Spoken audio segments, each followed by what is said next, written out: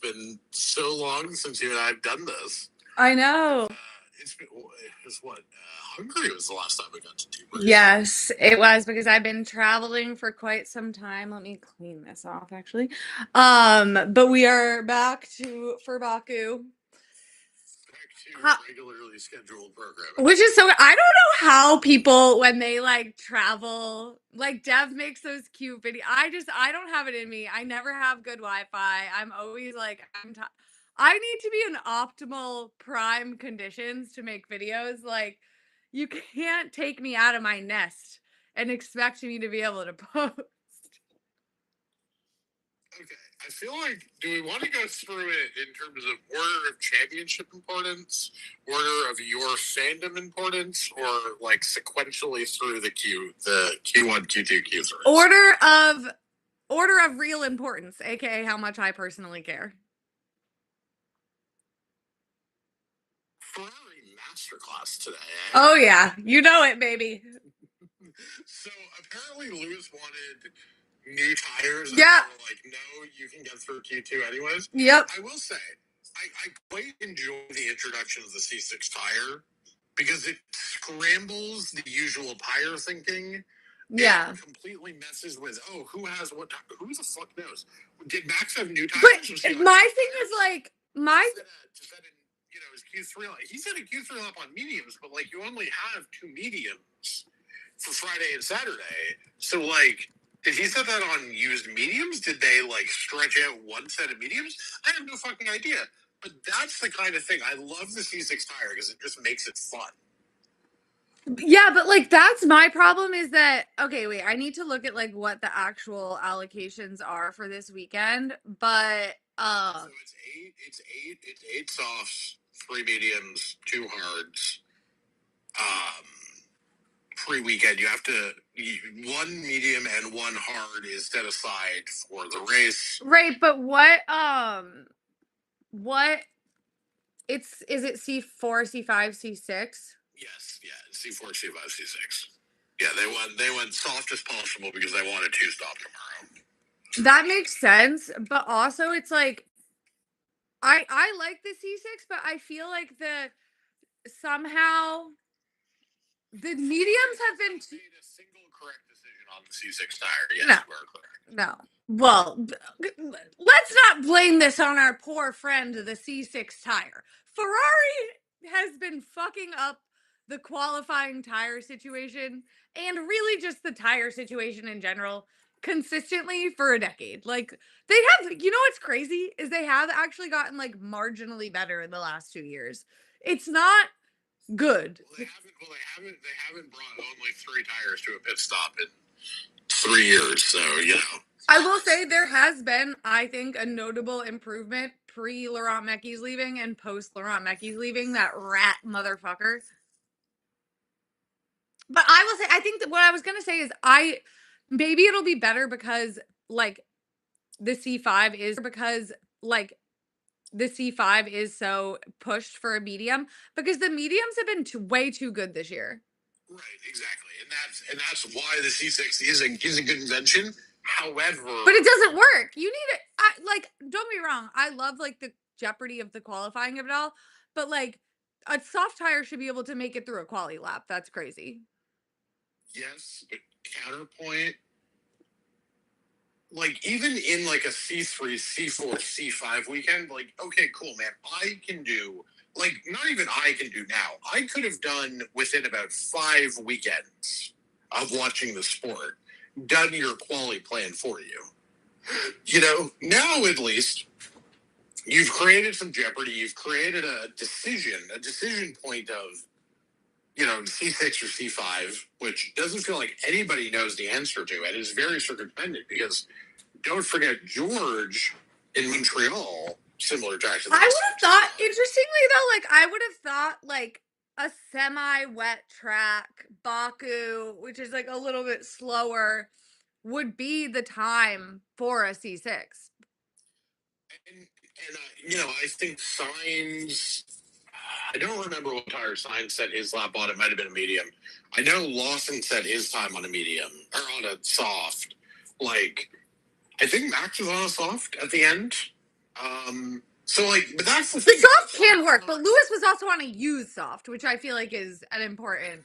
That's the real problem, of course, is that Ferrari actually had to make a decision in this session because of the red flags and the C5 C6 conversation. And anytime Ferrari makes a decision, they inevitably make the wrong one. Right. Well, I'm assuming, you know what, I haven't listened to what Fred said yet, but I'm assuming he better say what he said when Charles had a fucked up run plan earlier this year, which is that it's actually Lewis's fault because the drivers actually make their own run plans and choose the timing of when they want to go out on track during qualifying. I would like to just point out that Charles Leclerc, that one, at least Charles made an intentional choice that he wanted to take an extra set of mediums. Like, Fred said that in the worst way possible, in the most obtuse way possible. However, he wasn't wrong. Because that weekend in Spain, George, Max, Lewis, and both McLarens took 5 softs, a medium, and a hard into quali in the race, 2-1. So at least that was an intentional decision that Charles and his team took. This... Did he intentionally put himself out into traffic as well? That is where Fred is obviously doing PR spin for, you know... Yeah. You know, the Italian equivalent of QAnon, but, you know... It's John Elkin, who's from New York. He's a fake. He's an Italian. When I found out that he was an Italian person from New York, duh. Like, of course he is. Your most Boston opinion is hating New York. No, I don't hate New York. I hate Italian people from New York. And Yankees fans. That's still your most Boston opinion. Oh, yeah. No, the opinions that my mother has. Boston Italians, great. New York Italians, awful. Yeah. That's the only correct New York opinion. Duh. We'll get to Lando in a minute, okay? Trust me, I have we're getting there. We're getting there. I just gotta get my borderline. The way my mother speaks about Italian people, specifically from New York, it's a good thing they're white, is all I'm saying.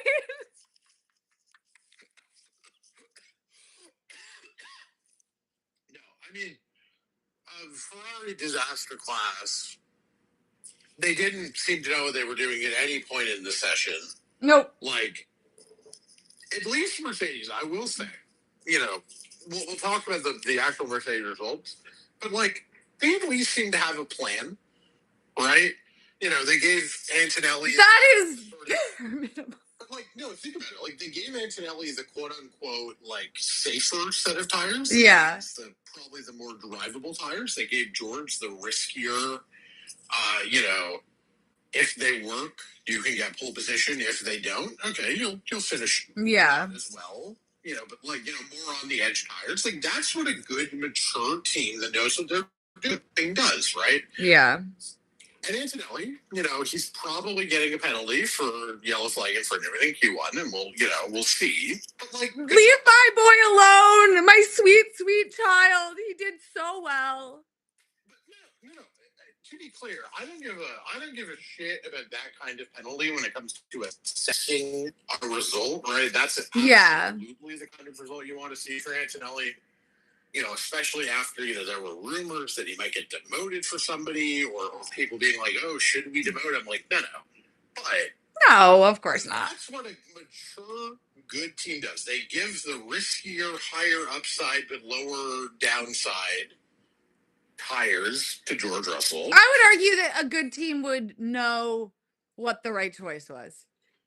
But the thing is, sometimes it is on the end. I don't think, but here's the thing, I don't think this session, with how, 6 red flags, I don't think anybody knew any answers. Yeah, that's true. It was like...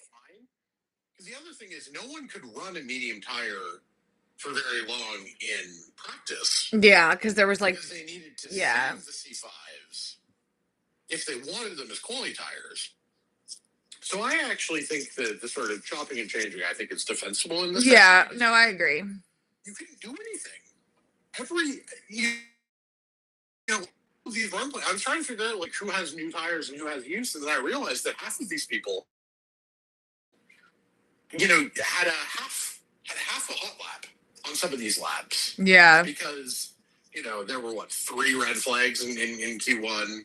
There were one in Q2 that screwed everything up. Then there was the double Q3 red flags. Charles, I don't know.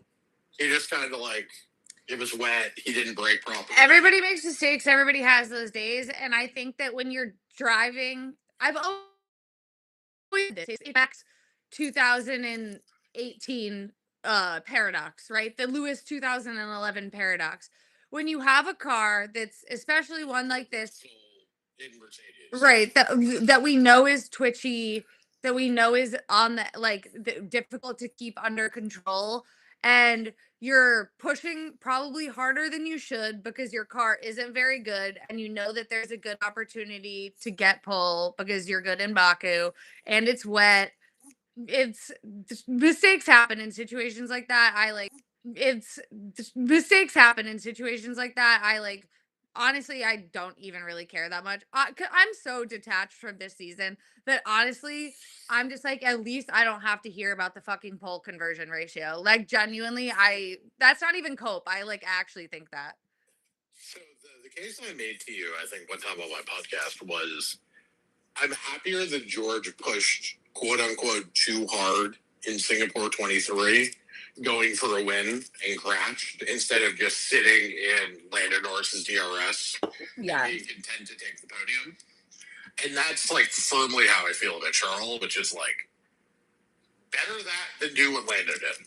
I actually am incredibly I think we just have to talk about Lando Norris. Okay, cool, Oscar crashed. He was pushing too hard. Yippee, people crashing. I don't really know what you want. These two are so committed to their flop off. It's genuinely impressive. Lando, Kareem being oh, Lando just needs to get a lap on the board. He just needs something in the top 4. I knew when Lando out of sector 2, okay, the left hand turn down the hill, the left hander. I don't remember what turn number that is. He was a tenth and a half up on George. And I said to the person I tend to watch qualies with, quality and races with, oh, George is going to get him. Because the McLaren has no straight line speed, right? He lost 3.5 tenths to Carlos Sainz in that middle sector, or in that last sector. And it's but that's the problem, is that Lando pussied out, for lack of a better way of putting it. I'm really sorry. He did. He went safe, he went conservative, and he's P7. Well, I feel like after you hit the wall like that, you kind of... I was gonna say you have to go conservative, but could it really be worse than P7? Yes, you could be P. You could be P8. Yeah. Actually, you wouldn't even be P8 because if you fucking crashed it, if you binned it as Lando Norris, as first man over the line, which is a very important fact. If he had binned it on that lap, he starts P4. Right. Yeah, actually. Because then it would have just been the Q2 time. It would have been the top 3 as they were, and then the Q2 time. So he would have been P5. Yeah, that's actually That's actually a really good point. I didn't think about that. He would have. You lost to. Let's count the drivers who put in faster lap times than Lando Norris. Excluding, even ignoring. So I think Sainz didn't set a lap time that was faster than Lando after, because I think his early Q3 time was his faster time. Yeah, I think so too. But Lawson did. I think one of Hadjar and Sonoda, whoever is behind George in front of Lando, I don't remember. It's Yuki, I think. Yeah, I don't remember who's 6 and who's 8. But Lawson set a new time, Antonelli set a new time, and George set a new time. Okay? Oh, and Max, by the way, which, Well, Max was spiritually destined to get that pole, so... Well, the thing is that it turned out being last over the line was what he wanted, because I think Lando, George, sort of got some of the water out of the way, whatever. Definitely. And like that is of course a risk you take because when you're in Max's position, because obviously you know anybody bends it in front of you, you're fucked. Yeah, you're complete. If there's another red flag, or yellow flag, you're completely fucked. But you do get the advantage of them drawing the track a little bit. Yeah.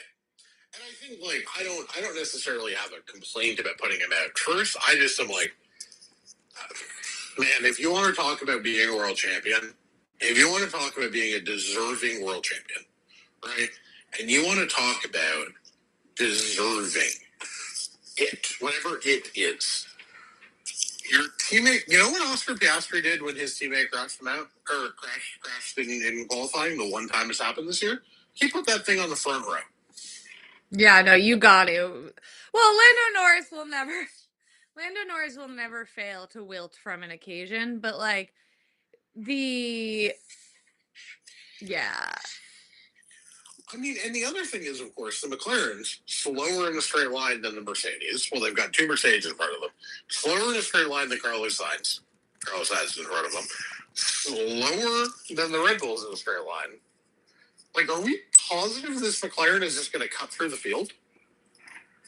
Skinny wings, DRS is... Oh, no, not in Baku. Well, certainly not. Like, you actually, no matter how fast your car is, you actually have to be able to overtake in Baku. Like, it's possible. It's not like a, you know, what's a good example? Like a Singapore where it's like kind of really impossible. Like, you definitely can, but you gotta have some moves that I do not believe that Lando Norris does in order to overtake in Baku. But it's like, of course, how is Charles in P9? How is Charles in P9 and he's still stuck behind these fucking McLarens? You can't get away from him. No, Charles is P10, right? Because it's 10 Charles, Oscar 9. Yeah. I guess what Yuki, I think Yuki, and then what's it's one of Yuki and Hadjar, Lando, and the other of Yuki Hadjar. Yeah. I will say, good lap by Yuki to get into Q3. Like, I'm not blaming. He was pretty close to max in Q3. Yeah. I don't know. Or in Q2, I think the Q3 times were weird, but like, but his Q3 was completely crazy. So like, I'm not holding that against him. You did the job. You got into Q3. You'll probably score some points tomorrow. Because let's be real, there's nobody, there's really nobody like behind him in a ball race. But like other than Lewis and 11, there's nobody really that you'd think like, oh, they'll definitely come through in Baku. I mean, again, nothing against Isaac because like obviously he's come through in Baku. I mean, again, nothing against Isaac because like obviously he's done super well this year, but I think that they're crazy to promote they're crazy to not give Yuki next year as well when you consider how well because it's not like Liam has been flopping in that Racing Bull. Like, I mean, he had a great qualifying, but he's done like pretty well. So it's like that's the thing is that there's four people for 3 seats. If you're promoting Lindblad, yeah. Hadjar, you obviously can't fire Hadjar, so that's 2 of your 3 seats accounted for. Like, one of Yuki and Liam won't have a race seat next year. I mean, yeah. I mean, I don't know. If they think Lindblad is their guy, then they should promote him because as solid as I think both Yuki and Liam, I would probably keep Yuki, but like Liam has also been solid. I just feel like neither of them are. Liam putting in a P3 on the grid is a pretty good argument for staying around.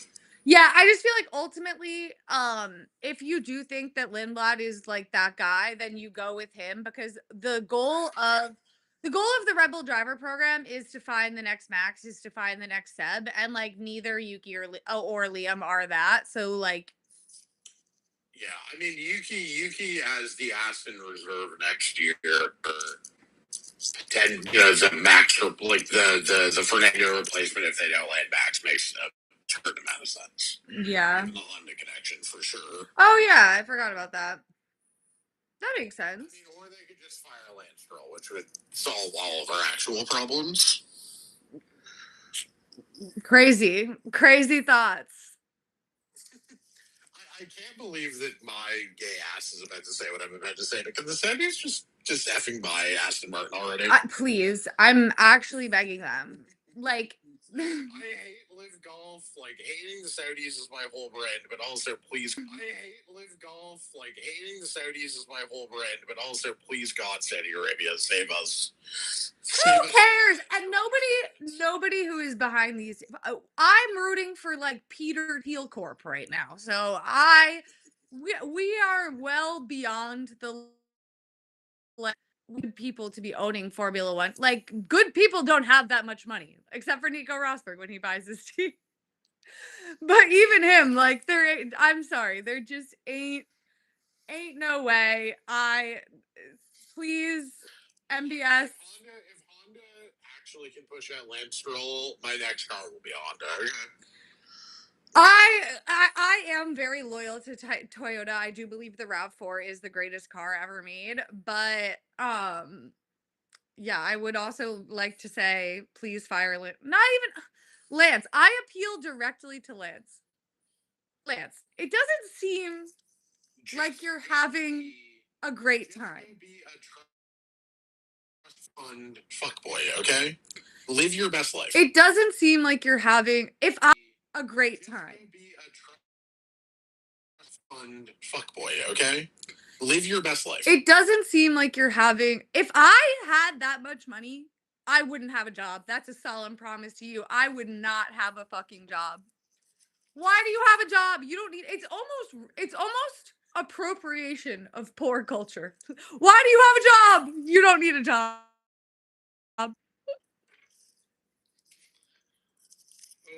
Go sell, like, go fake rich person business that's a clearly what? No, it's just this quali was insane. Like, Cola Pinto beat Gasly again. You should be okay. Yeah, but he also fucking binned it in the wall. Not exactly. Are you excited for the Cola Pinto Paul Aaron bid off? This to the end of the season. Listen. Unfortunately, my take from the beginning of the season that Colapinto is going to be like the next Sebastian Vettel was quite a Delulu take, but that was more just manifestation than anything. I listened back to that podcast last weekend on a bus from Toronto to Ottawa, and there were some takes on both of our sides. It was more of a manifestation energy what I was going for. Yeah, listen. Do we think Lawrence Stroll cares about $10 million though? Like, Lawrence Stroll, wipes his ass with $10 million, Oh, you should give it to me. Okay. What if I fuck Lance Stroll one time, Lawrence, for $10 million? I mean, do we think Lance is good at that? No, Okay. obviously not.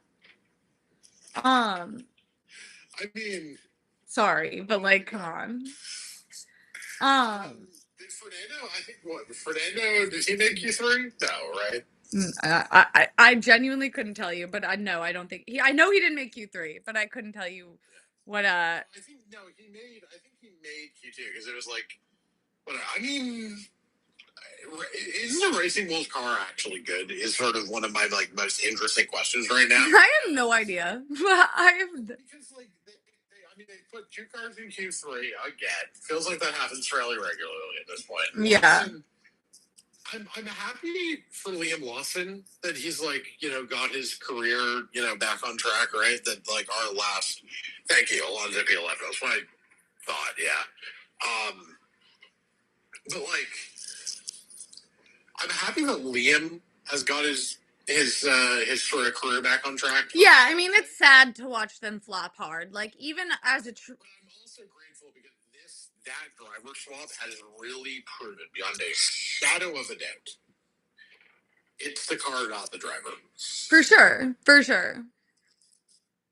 Like, it's completely the car. It's not the driver at all because, like, Sonoda is not like Sonoda was great at the beginning of the year for 2 races.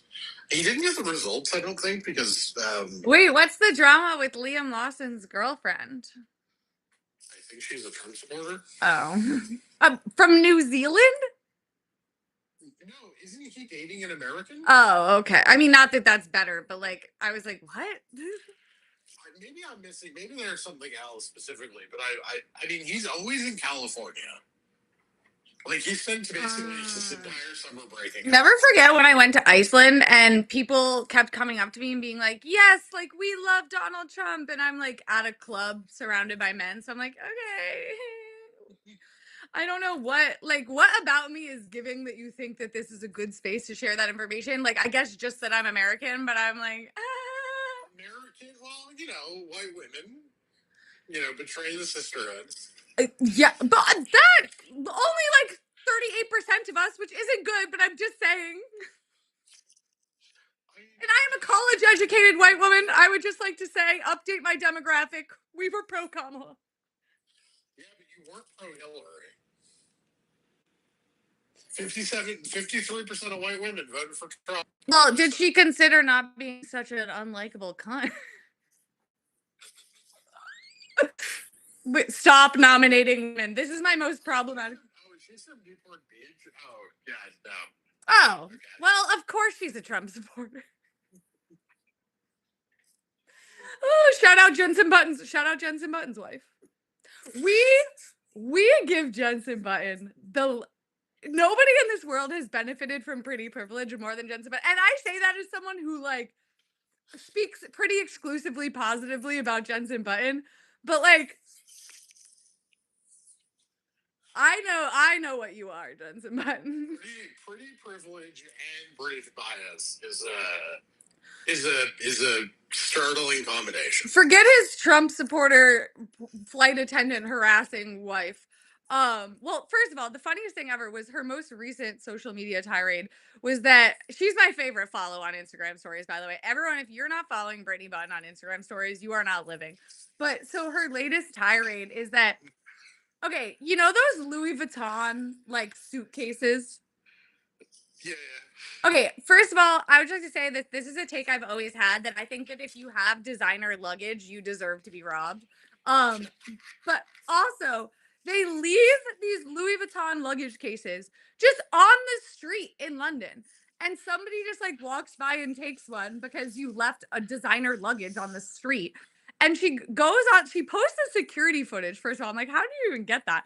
Second of all, she's like, ranting and being like, oh, this is just such a shame. Like, London is so unsafe. And I'm like, first of all, that's not unsafe. Like, someone picked up a piece of luggage. Like, she's acting like they got robbed at gunpoint. Like, anyway. And they're like, London is so, like, it's such a shame. We love coming here, but like, now we can't come back to England. And I'm like, because nobody's ever been robbed in California. Like, what are you talking about? Yeah, no, of course. It's high comedy, but she's the best. But also, the real thing that we need to talk about with Jensen Button is the colonialism core advertisements, because those are fucking crazy. I mean, not the fact that he said women can't be F1 drivers because their boobs are unaerodynamic. Well, and because the mechanics, when they're buckling her in, wouldn't be able to resist sexually assaulting her, which is of course her fault, as you know. And so that would just be too much of a problem. So women can't be an F1 because they might get sexually assaulted by the men that work there and should work there and will continue to work there, as is right and true. It's really, really funny that I've just realized thinking about this.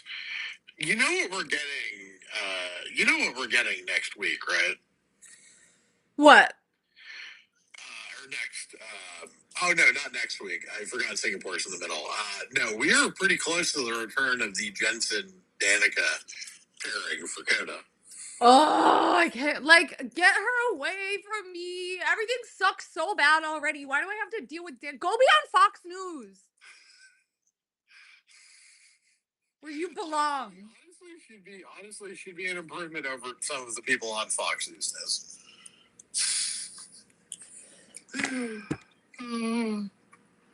Do you have a hot Jimmy Kimmel take that I can get out of you? I'm gonna kill myself. That's what my hot Jimmy Kimmel take is.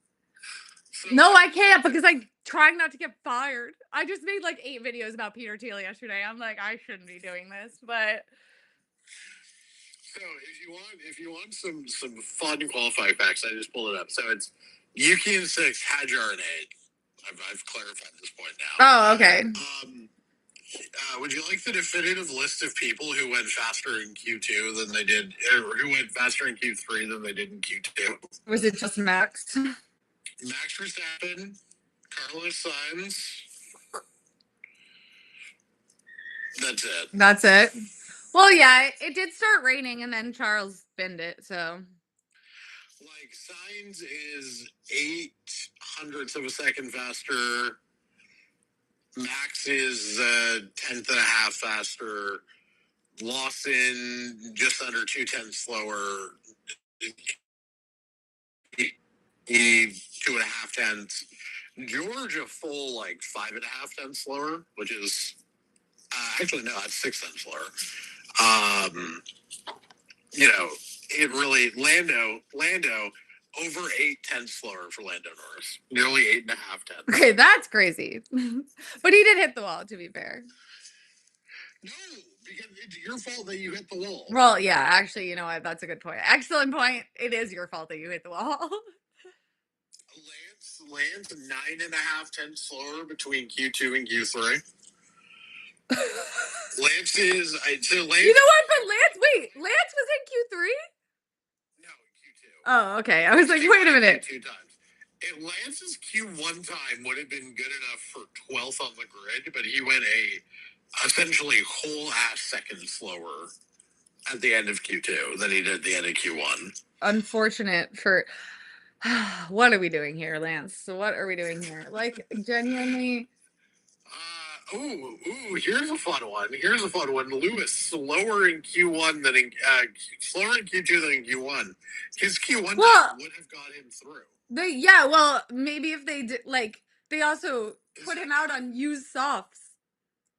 No, that's not. No, that's actually sorry. That is fake news. No, it would have been faster than Fernando. Would not have been fast enough to get in. But yeah, not great. Maybe if Ferrari wasn't a flop organization. Yeah. No, he was not actually that close to getting into Q3. Getting in. I mean, if we assume Antonelli takes a penalty, which I'm assuming he is, generally this kind of like investigated after the session stuff never comes out well. I mean, I don't know. I didn't wake up fast enough to see what happened to Albon. Like, was that his fault or was he just unlucky? I also did not wake up fast enough to see what happened to Albon. I'm glad that we both joined in Q2. No, so I joined at the Albon red flag because a buddy of mine had to like call me and break my D&D to be like, yo, are you awake yet? And I like scrambled to like find my like login info and Yeah, I woke up at 9 a.m. and I was like, fuck, Thank you for telling me. I woke up at 9 a.m. and I was like, okay. Yeah, no, I've done that in the video game. Thank you. I hate driving Baku in the video game. It's the worst. I know that. Is it worse than Singapore? It might be, honestly. Singapore's actually not that bad. yeah, I can't drive and I don't play video games. Well, actually, I do play video games, but I only play The Sims. I'm in an exclusive long-term relationship. Some might describe it as abusive with The Sims 4. I will say Antonelli only being 100 off of P3 in qualifying is really impressive, given that he was like 3.5 up on George. Now, mediums versus softs, I think Kimi was in better track position. That's quite interesting. Can we talk about Behrman beating Ocon pretty handily? My sweet, sweet human like son. A third of a tenth. I feel about him the way I feel about my cat. Like, I love him so much. He has been beating Esteban in quali, like, pretty consistently, I would say. I might be making that up, but Ocon has more points because I think he's done a couple of Euro strategies. well, unfortunately, Ollie is addicted to getting penalties, and you know what? That we can, but that can be tuned out over time. He's clearly got the pace. You know what I mean? Yeah. So I hope Ollie gets a race ban because getting a race ban in your season would be funny as hell. So Ocon's got, I think, 28 points, but like 10 of those were China, where thanks to the double DSQ. I just have to bring up to annoy you. And Behrman has 16 points. You know what?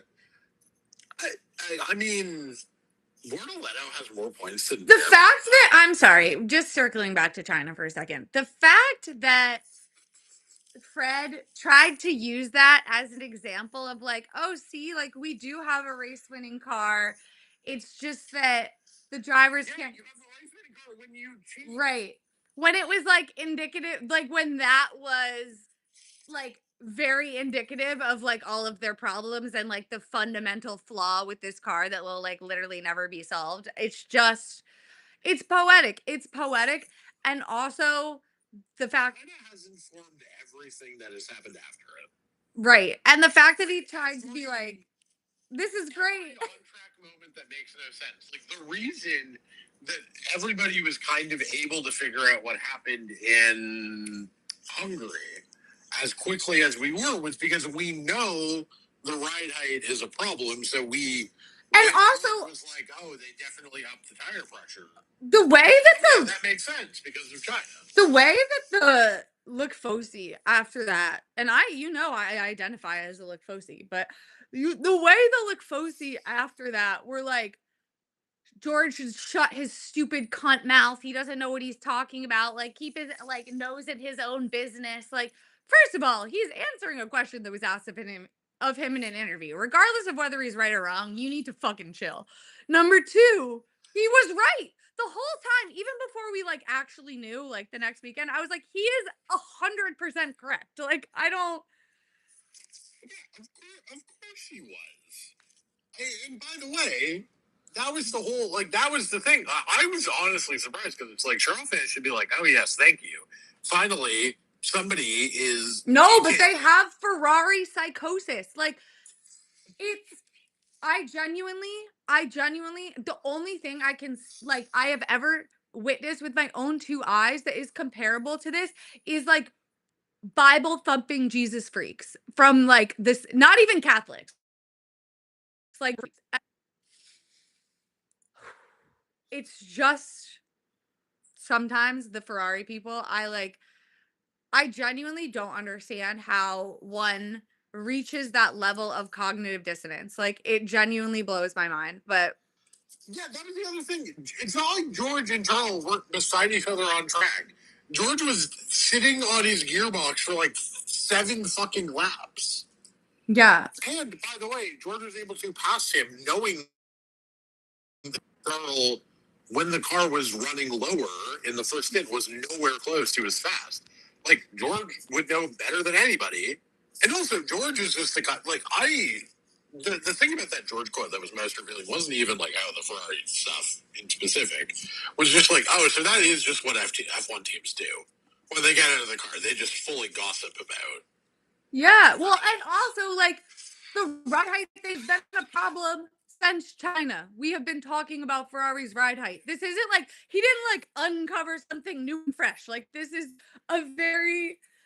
been a topic of conversation. No, but it is absolutely hilarious that the drivers, when they like, when they're debriefing with when they're chatting with their teams before they go in the media pen, are just kind of hanging out, being like, oh yeah, I wonder what happened to Ferrari in that third stint, or and also McLaren, came alive here or whatever. And also like with the like that that is very interesting because we know that Ferrari makes them go out there and lie, but I would say that is like one of the probably the most blatant and provable example we have of Ferrari instructing their driver, forcing Charles to lie straight to the camera, and then they admitted it like a week later. It's great. I was like, Well, and the thing is, I remember when I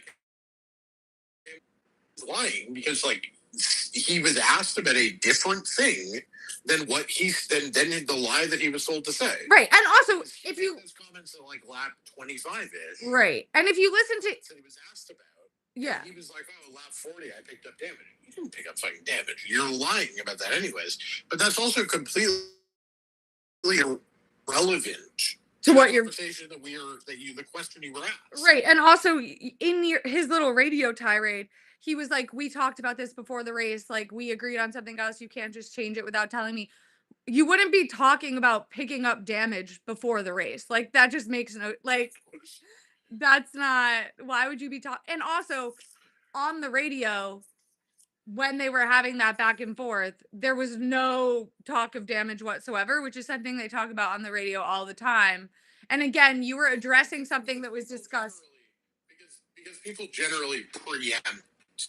They want the like evidence of damage in a radio message. Yeah. As like preemptive proof.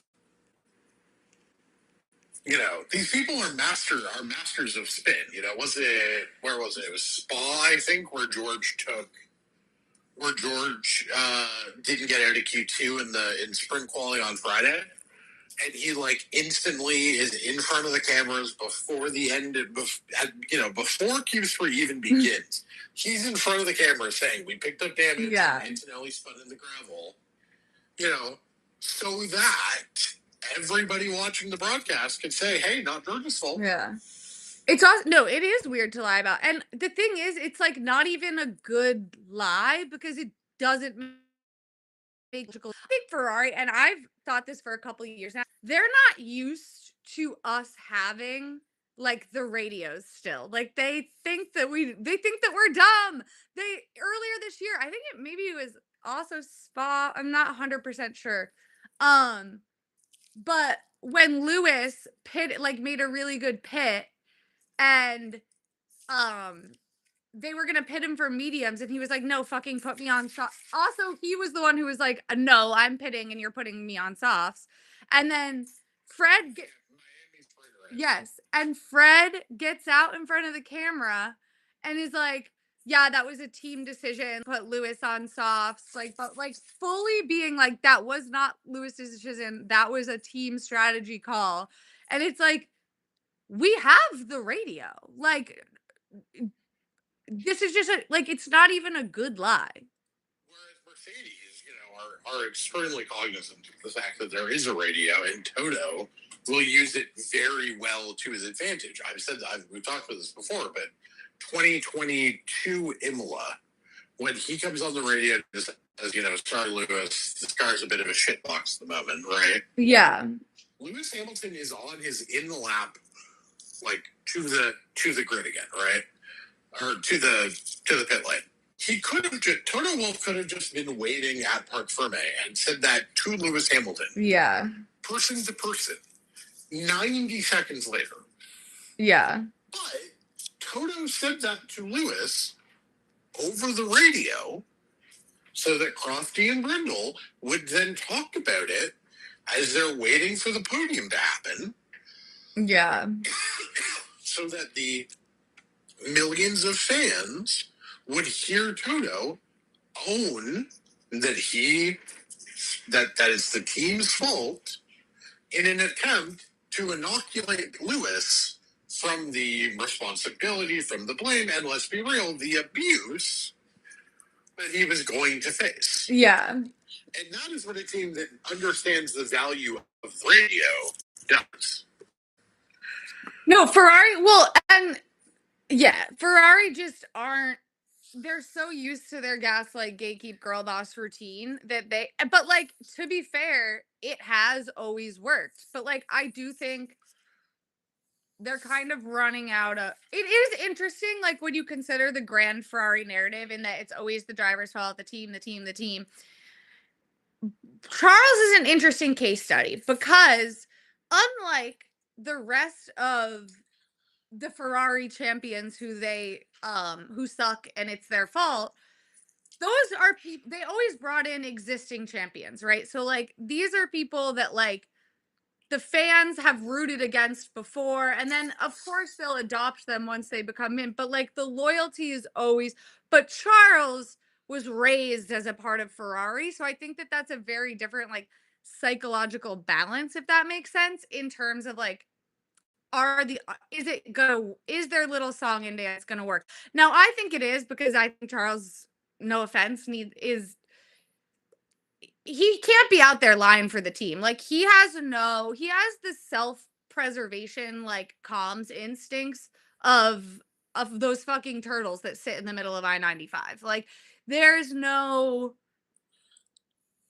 and he is getting a little better, like on the radio, like being like saying things like uh the little fuck back and forth they had where he was like, we talked about this before the race, but like I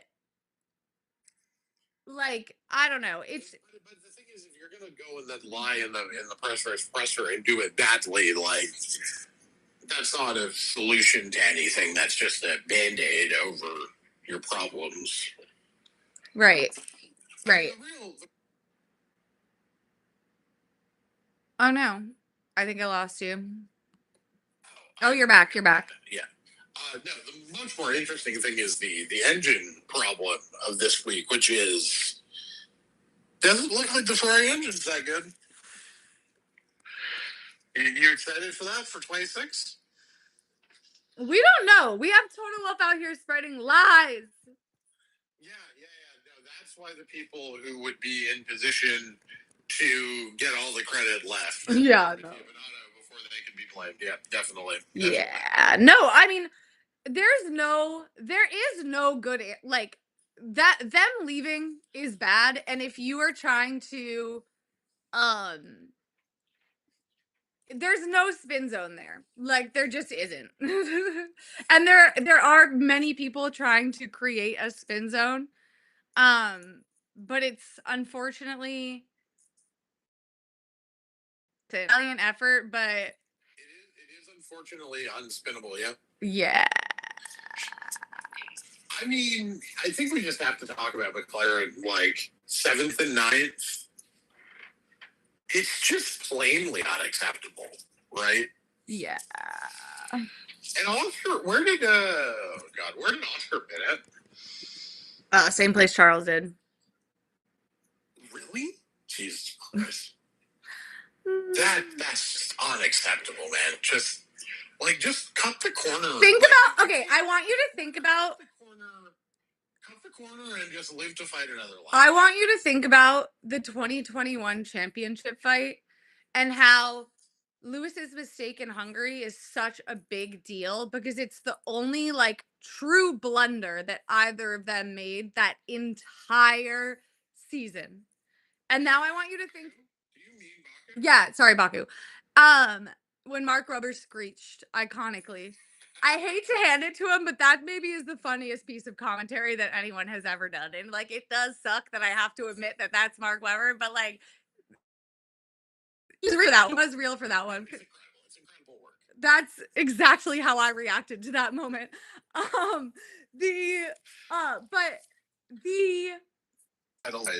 Yeah, cancel the season. Honestly, cancel the season. It's unacceptable. Nobody gets a championship. One of these two men is going to have a world championship before George Russell and Charles Leclerc. Man,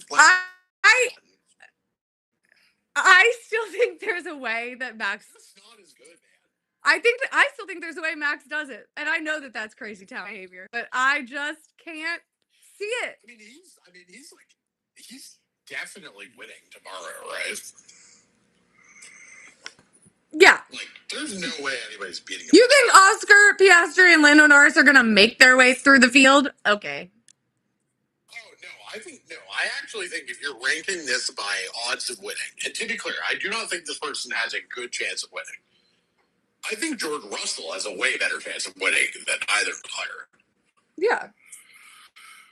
just because like maybe he gets like lost in at the start, he gets signs after like 2 laps, and I don't know, maybe the Red Bull is like super slow. I don't know, but like the McLarens don't have straight line speed. Yeah, that's true. It is kind of an important problem at Baku. Yeah. All the overtaking is done on a long straight. No, you are correct on that one. Like I don't know what it was this week. Lando was 20th in speed in the speed trap last time out in Monza. Like I don't think that's going to change. You know? No, I don't either. One of the reasons that Oscar could never get by Antonelli in Montreal is just like the McLarens don't have a lot of. No, it's because they're flops. I'm sorry. You should be able to get by that fucking. If Lewis Hamilton, if fucking Max, if fucking anybody was in that McLaren, they would have been able to get by Kimi Antonelli. This is so rude. This is so rude about Kimi. Come on, he's 12. Hey, this is a pro Kimi space. Okay? This is a pro Kimi space. This is a pro Kimi space. I'm sorry. I don't want to bully a child. I don't. But like, come on. You can't get by. I don't care if it's George. You should be able to get by that. But the fact that it wasn't George, because George is crazy. So like, it is harder to get by George because he will send you to the moon, much like Charles. But you're telling me, there's no Formula One fan in the world that says if you put Max Verstappen, if you put, not even Max, if you put George, if you put, I'm trying to think of someone else who's like kind of good. I think both of those people are very good, to be fair. If you put Fernando Alonso in that car, they're getting by. They're getting by a 17-year-old who is desperately trying not to crash because he keeps doing that. Even like dying days of Seb Vettel. Hey, you know, he did great in Aston Martin. Don't even get me started. Like 2022 Seb Vettel. I don't even mean 9 days in a bad way, but like even like clearly not his peak Seb Vettel gets by Antonelli in 2 laps. You know? Literally. Anybody who is it makes me so mad. We should cancel the season. Oh my god. I mean in ever so slight fairness to Antonelli, I will just say this. I thought you were gonna say to Oscar, and sorry, that just cracked me up. No. Because the thing about Oscar is that, like, yes, he has this big points advantage because of the Lando DNF counterpoint.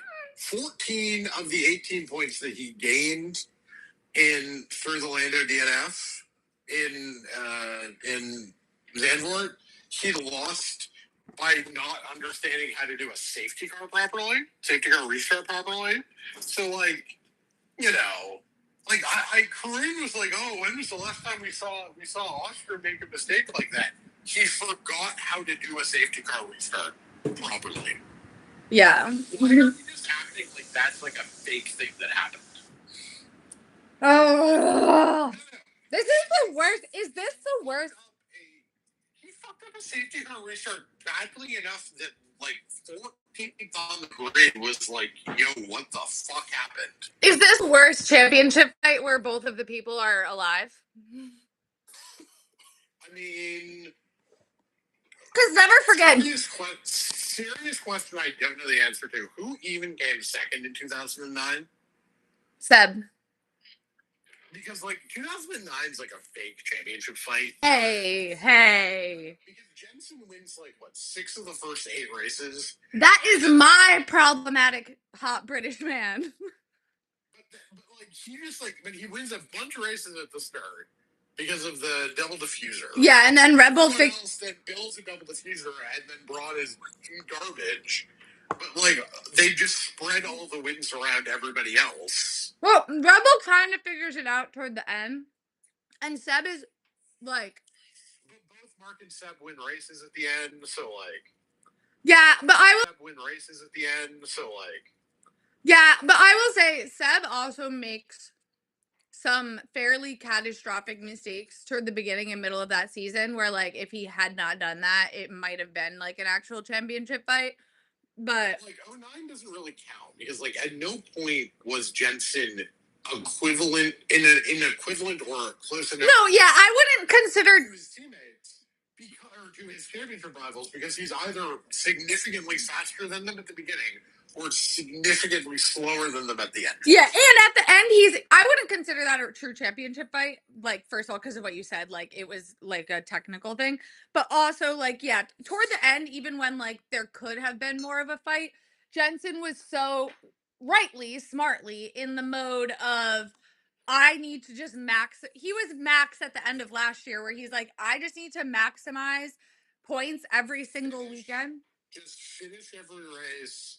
Don't do anything stupid. Right. And I'm not getting in this tit for tat with 19-year-old Sebastian Vettel who like has a death wish. You know what I mean? Yeah, like I will come P4 every weekend because that's all I need. Right. Because again, like Lewis gets a win and Weber gets a win and Sab gets some wins and Barrichello gets a couple wins. Like, you know. I mean, do we want to? Well, I mean, 23 doesn't really count because that wasn't a title fight. Nope. No, I'm thinking like when Jackie X lost to a dead guy, Johan Ren, shout out. May he rest in peace. Not to that's a little disrespectful to describe him as a dead guy, but losing to a dead guy is crazy. I mean, sorry, I'm just a Jackie X hater. If there's one thing I am, I stand on that hill alone. Is Keke the one? Hey, the 80s champion. Who was the 80s champion who won a championship without winning a race? Keke, yeah. Yeah, that one. Come That's on. probably the worst one, right? Yeah, but you have to consider his mustache and smoking cigarettes. So, like, he was cool as hell. At least he had that factor. No, Keke is the GOAT because he, you know, obviously he was so long in a lot of ways. So, like. And also, he and Nigel Mansell. Figure in F1 is iconic. He and Nigel Mansell. His championship is pretty fake. He and Nigel Mansell are my faves from that time period. I mean, Nigel Mansell's like a little further on, but because they were surrounded by like full on crazy people, like the most like neurotic psychopaths you could ever imagine. And then Nelson Piquet, who's just like an all time villain. And then you just had like two of the most regular guys that you could possibly imagine. Like Keke Rosberg was just like, yeah, like I'm here, like I'm chilling, like I've got my family. And Ayrton Senna was like, I'm gonna kill everybody in this room and then myself if Alan Prost won't be my teammate. I'm trying to think like. No, this is horrible. This is unacceptably bad. And also, like, when you go back that far, I do feel like you no, he didn't score points after reliability. Those championships were essentially just reliability. Exactly. Like the reliability was such a factor that I feel like it's almost hard to compare them in terms of like the measures by which I judge a championship now and like how good it is. It was difficult to because they were fighting each other. There was less races for those fights to happen, and B, half the time their engines were just fucking exploding randomly. But no, Johan Ren obviously didn't score any points after he died, but like he hadn't clinched the championship yet, and that like if Jackie X hit like if he'd won every race, for example, he didn't have to win every single race, but like if he'd done better, he could have won. But he didn't do better. And he got beat back. Jackie X is a fraud. And a coward. Yeah.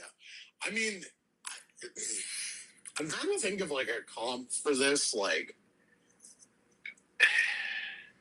I mean, the funny thing is that like the comp for this it's like a modified 2010.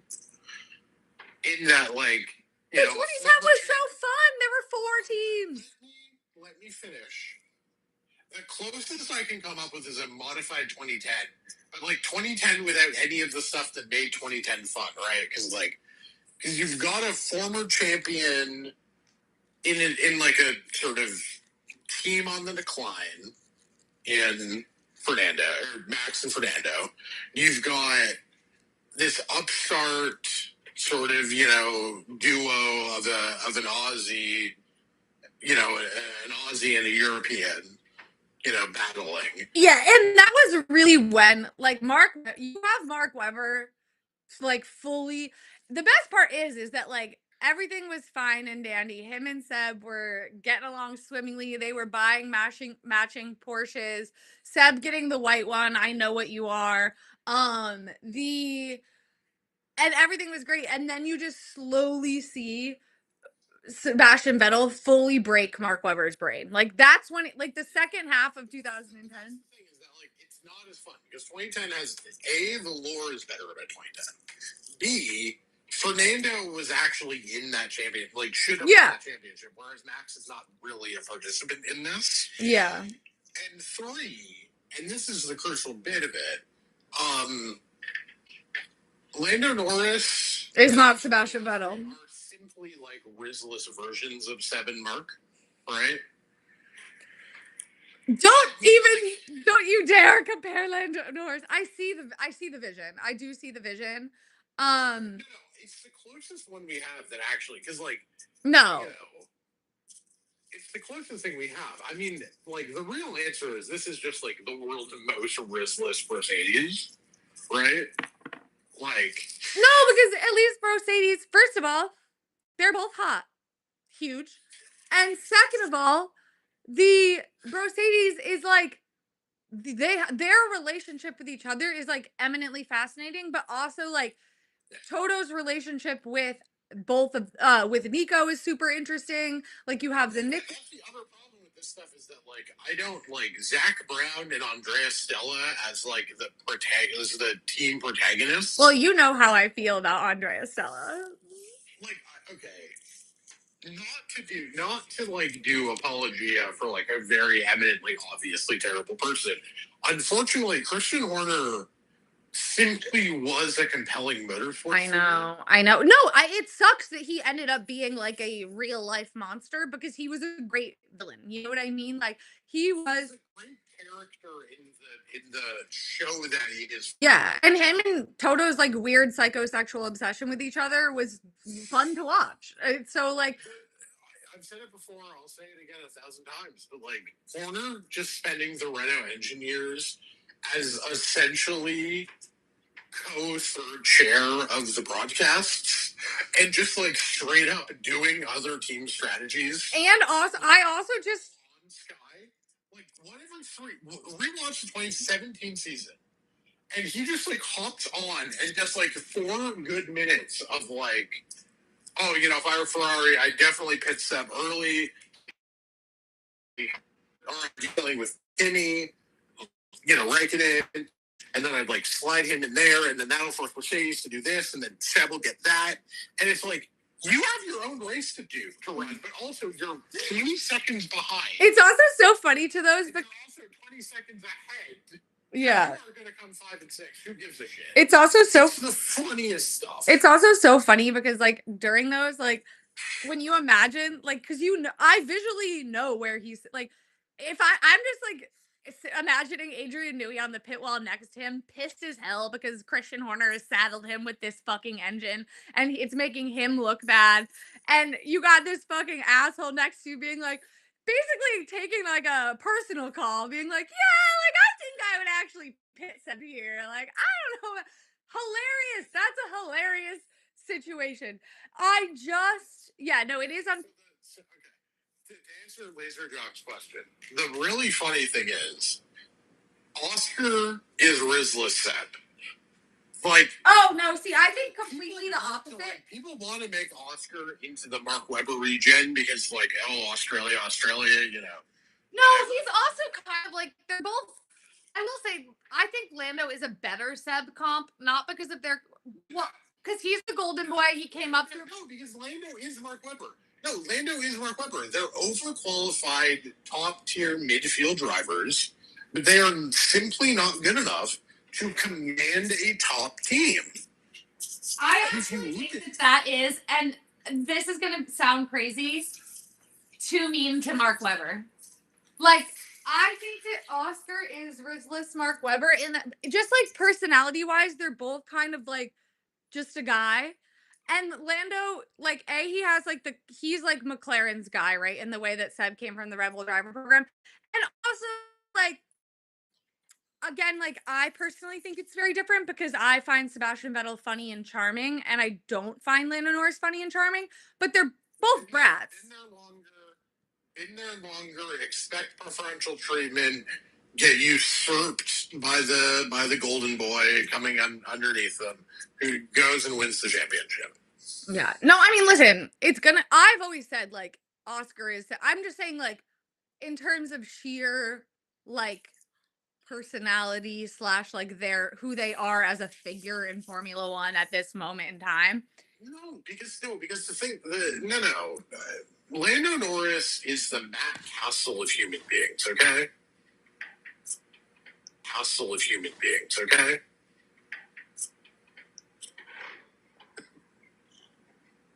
That is, I think, maybe the meanest thing a person has ever said about another person.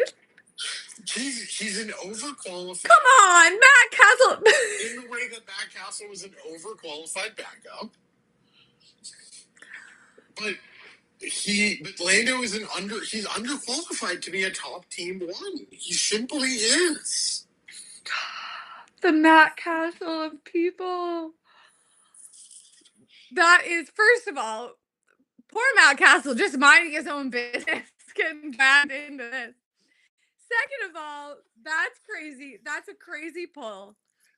And I'm legally obligated to share my point here now that I do think that, like, being Matt Castle is the best job. You want to being an NFL backup is the best job in the world. You don't have to, like. How much money has Chase Daniels made in his life? Like $60 million. He's played like 4 games. Matt Castle, for those who don't know, is a perennial backup who, like, every once in a while. He was Tom Brady's backup. Yes. One season when Brady tore his ACL. And Jim Well. Yeah, he did fine. They won 11 games, didn't make the playoffs. Yeah, because of, obviously, the league is a conspiracy against the New England Patriots. We know this. I think they are the last 11-win team not to make the playoffs. I know, that was such fucking bullshit. Sort of journeyman around. And the thing is, he wasn't good enough to be a starter. And, like... Well, certainly not when... Yeah.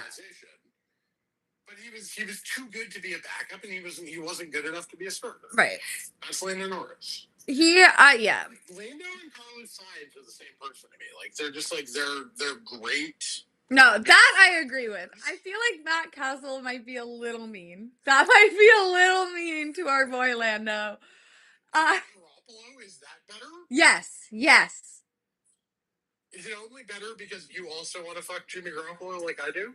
No, I was going to say they're both whores, and I say that with love. I say that as a whore myself, okay? So don't think I'm saying that as a derisive term, but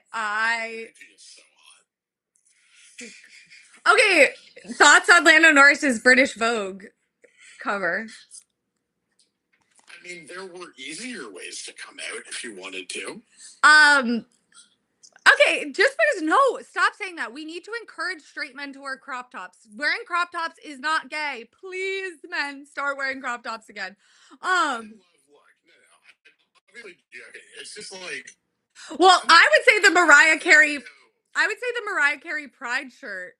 I am like, Was that not part of the Vogue cover though? Or the Vogue shoot? I didn't see it maybe it was part of the shoot. I didn't see it in the photos that I looked at. That was included when I was saying that, to be clear. But no, I mean, Lando is, I don't know, like, I don't find Lando attractive, but, like, I get why people, here's the thing with Lando, he looks like he's from New Jersey. And I don't find people from New Jersey hot.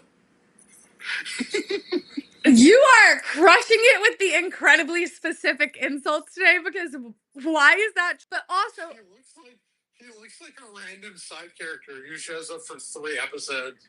on Jersey Shore and has never heard from him. No, yeah, I have talked to that man in a bar in Long Island before. Like I have, but I will say he looked. And I'm a Lando hater. I am personal. I'm not here.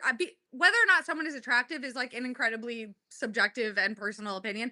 I am not personally attracted to Lando Norris, but I saw those pictures in that spread, and I was like, okay, honestly, a testament to the team at British Vogue. I was like, damn. Very, very well styled. He looked a lot better than he often does. Very well. Whoever did his hair, he needs to like ask them for a tutorial. But he looked great. I was I was flabbergasted, but this is really just a lead into me trying to hashtag bring back male crop tops. I need men that will fuck me to start wearing crop tops. Thank you and good night. I mean, it's not wrong. I mean, I think the thing about this championship that I would feel like more excited about is if there was a show-stopping performance from either of these guys. They are both firmly refusing to have like a seminal breakthrough moment, which is like kind of funny to watch. But I don't really want to say who. I don't really want to say anything nice about Carlos Sainz as like a general proposition. Yeah, that's actually against my belief system. So, like, second on the grid to Williams. Yes, this is a better Williams than what George Russell had when he put a Williams on the front. Yeah, but it's still impressive. Very impressive. That's the kind of moment. I talk a lot about, like, when you rank drivers, you need a spike moment, right? Yeah. No, you need a Monza. You need a Seb Monza 2008. This car where it's supposed to be. And now it's harder to win races now in bad machinery than it was 15 years ago. I disagree. Because all you need is the overtaking situation is so bad. We have like 8 Monacos on the calendar now. Okay, this year potentially, but like it's not like overtaking was super easy in 2009 when Seb did it. 8, first of all, 8. And second of all, also, it's Monza. And also, it's in the wet. If there's anywhere where there's overtakeableness, it's Monza in the wet. I agree. I'm not saying Seb didn't do something incredible. It's not the point. See, you know where the source of this pushback is coming from. No, but like if Belgium 2021 had actually been a race, Lewis would have gotten George immediately. Well, yeah, probably would have gotten by a lot of people, and there just wouldn't have been anything. Well, but that's because Lewis was in a dominant car. It's not. It turns out we're learning a very valuable lesson this year and last, which is, as it turns out, it wasn't just the car all along. We were just spoiled because we had. In the dominant cars, we had Seb, and then we had Lewis, and then we had Max. So it's not about glazing George's podium, because the podium is obviously fake, right? If that race is run to full distance, he probably comes somewhere between 8th and 12th, right? Yeah. But it's not about the podium. My whole thing is it's hard to keep these results in. It's hard to hold these results through full race distance now. It's potentially easier if you get lucky at the right time. Yeah. Yes.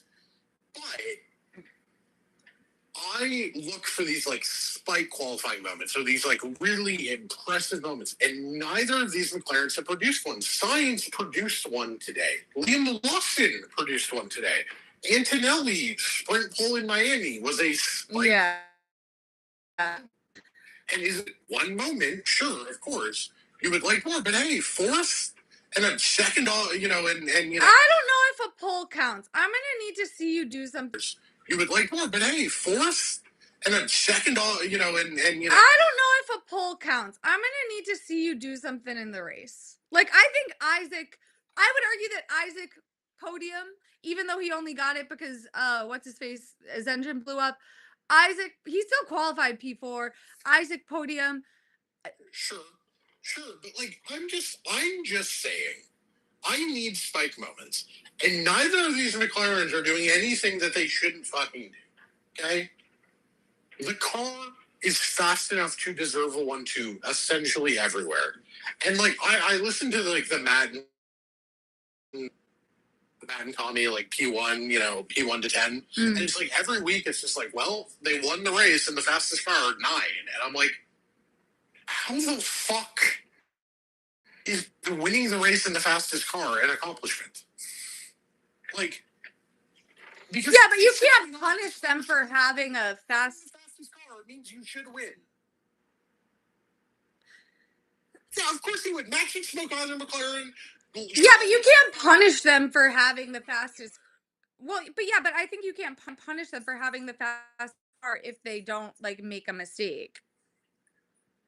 If you're winning by 4 seconds in the fastest car, what would Max's average time of victory be in this car? 12 seconds over his teammate and 25 over third place? Of course it would be. These people are barely eking out victories. Doesn't Max have like the biggest margin of victory of the season? And yeah. Wasn't that the biggest gap to first? No, I mean, yeah, we're having a. It's because they both are addicted to flopping. That's what it is. Max is the best driver on the grid. Charles and George are 2 and 3 in whatever order you want to say. And Lewis. And I could. I don't know about Lewis. Get out of Q fucking 2. I understand that Ferrari fucked up. No, that's so unfair. No, you don't. No, you don't. It's because you don't know suffering. That's why you have that opinion. I don't want to hear it. Until George Russell suffers in Ferrari, you don't get to say. Yes, because the last 4 years. And what do you want Lewis to do? Oh no. Such a fucking. No, that's what the Lewis fans said, and now they're finding out. Take heed. The Lewis fans are delusional people who convince themselves that George Russell is bad, and therefore, because we're losing to George, that must mean Mercedes is sabotaging us, as opposed to the obvious actual answer, which is that Lewis is older and has lost a third of a tenth. Which means he's going to be down on 2 very competitive teammates. That was the problem with the Team LH, is that they fully convinced themselves, like, oh shit, Max does have the most pole positions now on his own. Yeah. What a statement. Right. Like people, I gotta say, man, people, like, I'm a George fan, people being like, oh, George is the driver of the season. No, he's not. This is Max. This is arguably Max's most impressive season. Nah, last year. Yeah, sure. Max's second half of the season last year, I think, is his best performance ever. Brazil, the poetry. Yeah. This is more impressive to me than 2023, than beating the corpse of Checo Perez ever. I will say, but I think that we must look back maybe upon some other seasons that we derided, like 2023 and 2020 and 2013, where we're like, oh, like, it's not that impressive. Like, he just beat his flop teammate, like, whatever. As it turns out, it's actually pretty hard to show up, get pole, win, and like smoke everybody consistently every single weekend. It turns out not everybody could do that. Oh yeah. No, it's quite impressive. Lando Norris is the subject of a witch who is pro Sebastian Vettel or Lewis Hamilton. And I'm just saying, he brought this on himself. Lando, I mean, here's the thing. The Lando, the LN4 meltdown when Lando doesn't win the championship, because they have all been spending so much time being like, haha, we're so much better than Charles, oh, we're so much better than George. Because, like, using, like, just raw race wins as the stat. No, when he doesn't win, it's going to be... Like, I need... Like, because the thing is, this is both... I don't want to say this is both McLaren's only chance, but what are the odds that McLaren will have a clearly dominant car where you only have to beat your teammate? I mean, based on the rest of these, the way these bitches are moving, pretty likely. Well, no, because I think part of what has happened is I think Mercedes Mercedes and Alpine have both fully punted, and if the Merc engine is fastest next year, I think Mercedes will be quite good. I don't trust those motherfuckers as fuck. We were the first of the four. We were the first of the big four teams to fully pull the plug on any further development this year. Yeah, but design a car that doesn't suck, and then I'll believe you. Like, there's no way. McLaren has that same engine. Yeah, but counterpoint, Mercedes were talking about, like, you know, we're like in 2021, they were like, oh, Red Bull's checking everything at this. Like, I think he's just never got their heads around this reg set. I think a new reg set will suit them better. I mean, even if you look at Red Bull, like the 2017 reg set was better for them. They were still encumbered by the Renault engine. But like 2017, 18, 19, sort of building to the end of the decade, was still markedly more competitive from them than 14, 15, 16 was. Yeah. I'm optimistic. I mean, yeah, maybe, but like, I don't think you can be like, oh, Mercedes is gonna. I think the expectation has to still be that McLaren is gonna be well ahead. I mean, we don't know. It's brand new regs, but well ahead feels well ahead. But the thing is that my belief is that if the McLaren is like a tenth and a half ahead of the Mercedes, my belief is that George Russell will win that championship. Like, yeah, over Lando and Oscar. And so that's the thing. Like, I don't even need. And this, by the way, would be true if I had any faith in either Ferrari or Red Bull's engine development, right? I don't have faith in any part of Ferrari's development. They can't get their shit together on the suspension. They can't get their shit together on the engine. They can't get their shit together on anything. Like, what are we fucking doing here, people? Oh my god. But that's the thing with Red Bull is Red Bull and Ferrari is like, I'm not worried about the drivers on either of those teams, right? I'm not worried about Max. I'm not worried about Charles. I'm moderate. Like, I'm a little bit worried about Lewis, maybe. But like, I'm kind of not that worried about Lewis because, like, Charles is going to beat Lewis, so like Lewis won't be in a title race. But not because he's bad, just because Charles is good. I mean, the funniest outcome, we're all agree that the actual funniest outcome of the 2026 engine regs is a Fernando George title fight, right?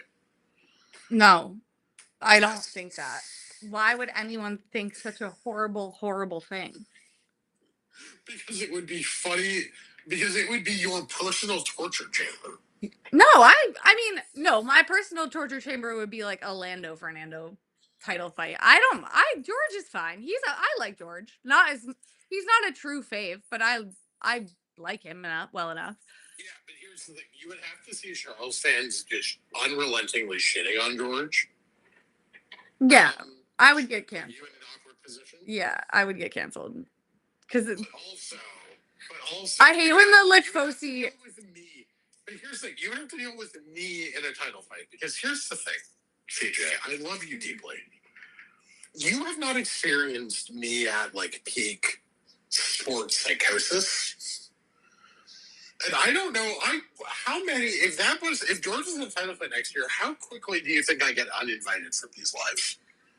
No, because at least I'm always nicer when I'm winning. Like, if Charles was winning, I'd be so magnanimous. I'd be such a nice person, but unfortunately. Yeah, but counterpoint, if Fernando did one thing to George that was even slightly wrong, I think I would commit crimes cancel. Like, I would say things about Spanish people that would get me and you canceled in about 4 seconds. Yeah, but again, as we've well established, Spanish people are white. So. I mean, okay, like, look, I understand that you have your, like, Sebgenda, right? Yeah, it's a Sebgenda above all. I do unfortunately think a Fernando win next year would be good for the sport. I would, yeah, but then I would kill myself. Is that what you want?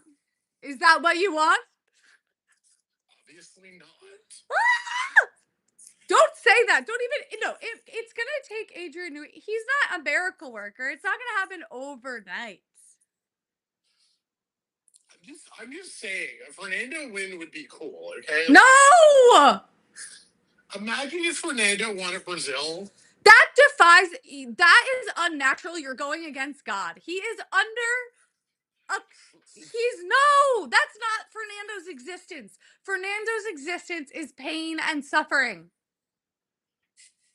Okay, fine. Can Fernando get a pole position and then lose it dramatically? Yes, he can get a pole position and crash out. How about that? Oh my god. Just because, like, I just think, I do think one of the great qualities of F1 is its ability to, not always. It's the story. It's so good. Somebody is writing the plot. Because inevitably everybody gets what they quote unquote deserve eventually, right? Yes, and Fernando deserves to suffer.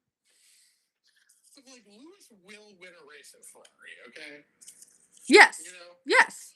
But it's like it's almost too good. Like Lewis's first win in like 2 very difficult seasons to be Silverstone. Yeah, and also like how good that race was and how well he. No, I say this all the time. F1, it's crazy. It happens in a lot of sports. For example, the butt fumble being on Thanksgiving, but in F1, it happens. You know, even George getting his first race win with Lewis Hamilton as his teammate. Lewis is like arguably his best track, right?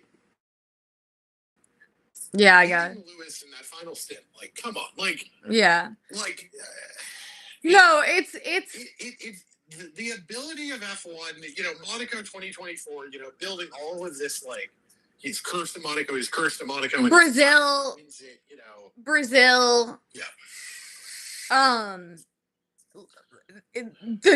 I would say Brazil 2012 as well.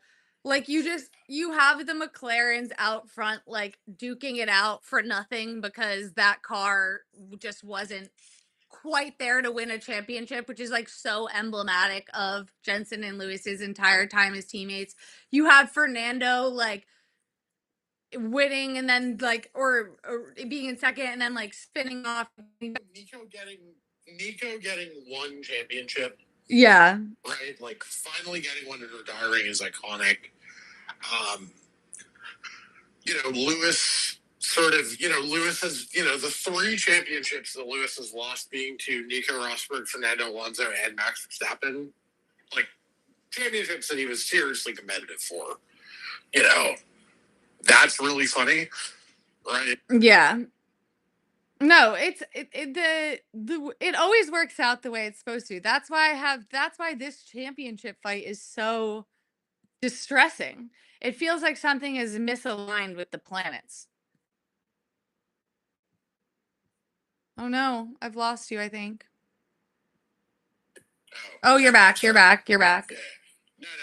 Here's the real answer, which is that F1 is due for like a crap world champion, like a random one-off. A Jacques Villeneuve, if you will. Yeah, Damon Hill, etc. You know? Like, we're due for one of those about every 15, 20 years. That's true. And it can be, and you know what? Oscar's fine. Well, that's the thing, is that, like, the last generation of one-off champions is substantially better than because it's the 90s generation of one-off champions. Like, your Damon, your Jacques Villeneuve, etc., right? Yeah, they were kind of flops. No offense. Like, the people who slotted in, like, around Michael are of significantly lesser quality. Except for Mika. Yeah, Mika's great. I'm glad he has one. But, it's like a bunch of fairly random people that were best for one season. Yeah. And then, but in the 2000s and 2010s, it's like Jensen, Nico, and Kimi. Which is like, yeah, the 3 of you deserved championships. Yeah, I think they're all very good and fun. I think they're all very solid drivers. I think that Nico is well, I don't know. Kimmy also is up there, but I do think that Kimmy, you have to. Nico's the best of the three. Yes, I do feel like Kimmy. It's hard to judge because of the Ferrari of it all, right? Like overcoming that is no small feat. So Yeah, but also, unfortunately, Kimi Räikkönen win a race between 2013 and 2018 challenge. yeah. Well, he just, Like,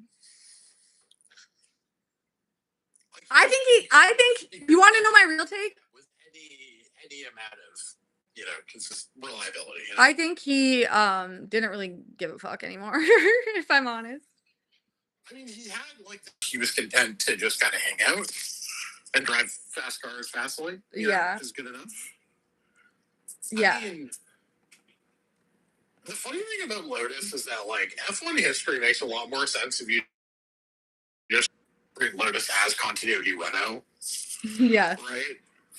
But that's like not actually true to the history or to the lore anyway. But it's yeah. Here's my problem with the George Alex championship fight. I just don't think Alex would actually be competitive in such a fight. I don't know. I do think there's like I think there's a clear talent drop off between George and Alex. I don't know. Alex is a very good driver. George is an elite driver. I feel like we'll see. I feel Alex like and Lando are the same driver. I feel like we can't. Whoa, that's too. I feel like with George, I would, if I had to gamble on it. I feel like if I tweeted that, people would say that was too mean to Lando, not to Alex. If I were to gamble on it, I would say that George Russell is probably an elite driver, but we don't know yet that George Russell is probably an elite driver, but we don't know yet because you don't know until you have a race winning car. You cannot know definitively until you have a race winning car. And George just has never had that. Even Charles, for the first like 6 races of 2022, I feel like he really showed what he could do. People argue the opposite, but I'm like, well, when you consider that he had 2 engine explosions from the lead in those races, I think he did prove himself. And that he was up against Max. Yeah. My real confident, strong opinion is we do know that George is that guy. Like, we'll see. We will see one day, hopefully. You can split hairs about like, well, actually, if you do luck adjusted, whatever the fucks, George beating Lewis twice wasn't really real. Okay, cool. Call it a fuck. No, I don't think it's not real because of the luck adjustments. I think it's not real because Lewis Hamilton has consistently shown that he is far easier to beat when he does not have a race winning car. That's fine. Like some of the I just fundamentally think we do know about George, and I think we know about Charles too. And I think they're like, oh, but we're not sure about these people. Like, we need to see it. Like, no, okay, we know our instincts about what drivers have been elite, yours and mine specifically, has almost always been correct because we were both of us were on the like Lando doesn't have it train years ago. Oh yeah, and like. And we were, both there on like, no, Charles has it, and it's not his fault. Like, I remember some of the first videos of yours I ever saw were you just fully crashing out about the 2022 season, and Charles, lost his thing and defending the pole to win ratio. When I made my list of all of Mattia Binotto's wrongs, and that was the first, like, they gave me TikTok. And I was immediately, I didn't even hesitate. I was like, this is my Mattia Binotto manifesto time, baby. I'm ready to go. I posted that video on Twitter, and that was like the first, not that I have a lot of followers. I think 4,000 is a lot of followers for Twitter, just saying. I mean, obviously people have more than that, but like, I don't want to be a big account. Big accounts on Twitter, that's like, but that was the first, when I posted that video on Twitter, that was the first time I got like, I think I went from like 500 to like 1,000 followers because people, obviously the Charles people were pro it, but everybody else was making fun of me so hard. They were like, this girl is a fully like psychotic, like they weren't even disputing my point. They were just like, she's crazy. And I'm like, okay, fair, but also like, come on, man. But I will say the, switching gears for a little bit, I simply have, I was like not really on Twitter during when my vacation, and I fear I may have to take a step back because like, and I know this is shocking, Twitter bad for your mental health. It just makes me angry. No, Twitter is the best thing that's ever happened. Unironically, believe. No, and I know that that's how I feel. So imagine how upsetting it is to me that like taking a step back actually like vastly improved my day-to-day mental health. No, here's the trick. Here's the trick to making Twitter great, okay? Limit your notifications to people who you follow and people who follow you. No, okay? because as Winston Churchill once said, we will fight on the beaches. The point of Twitter is to, I can't do that. That would be disingenuous of me. Like you, and also like the thing is like because I have what 12.6 right now on Twitter, 12,600. You are crazy on Twitter though. I don't know what you're talking about. You're getting into freaking Twitter fights with members of Congress. The shit you get up to on Twitter, God help you, because I literally like I feel this way. I'm like, I don't know if I can mentally handle this, and we're arguing about like shit that ultimately does not matter even a little bit. Like the outcome of Formula 1 not important in the grand scheme of things. If I was like, this is why I like really can't talk about shit that I care about online. I mean, I think I make it pretty clear what I feel and believe, especially when things are adjacent to Formula 1. But like, if I was arguing about policy with people online, I would tell someone to kill themselves in less than 3 hours. So what you're saying is that when I'm dunking on conservative MPs in Canada, you think that's insane of me? Not that. You're getting called like everything but a child of God on that app by like other, what is it in Canada, liberals? Yeah.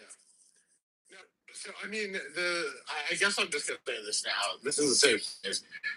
Multiple Canadian cabinet ministers have given me credit for. You were fighting, and I was so, when I saw that news, I was like, oh my God, Evan, because I saw like a year and a half before this man resigned, you were going back and forth with people who were calling you a fucking Nazi on Twitter, being like, Justin, no, and you would not yield. You were like, I will stand against Justin Trudeau. I will be the only one. And I was like, good. I was like, good on you. Like, you know, whatever. I'm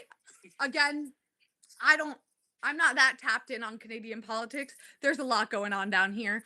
But when and the fact that it worked, I was like, that's how I felt when the people have finally come around against Nico Rosberg. Me and Deb, I'm like, it was us. And there were others, but like, sometimes we just look at each other and we're like, we did it, Joe. But you did that for something that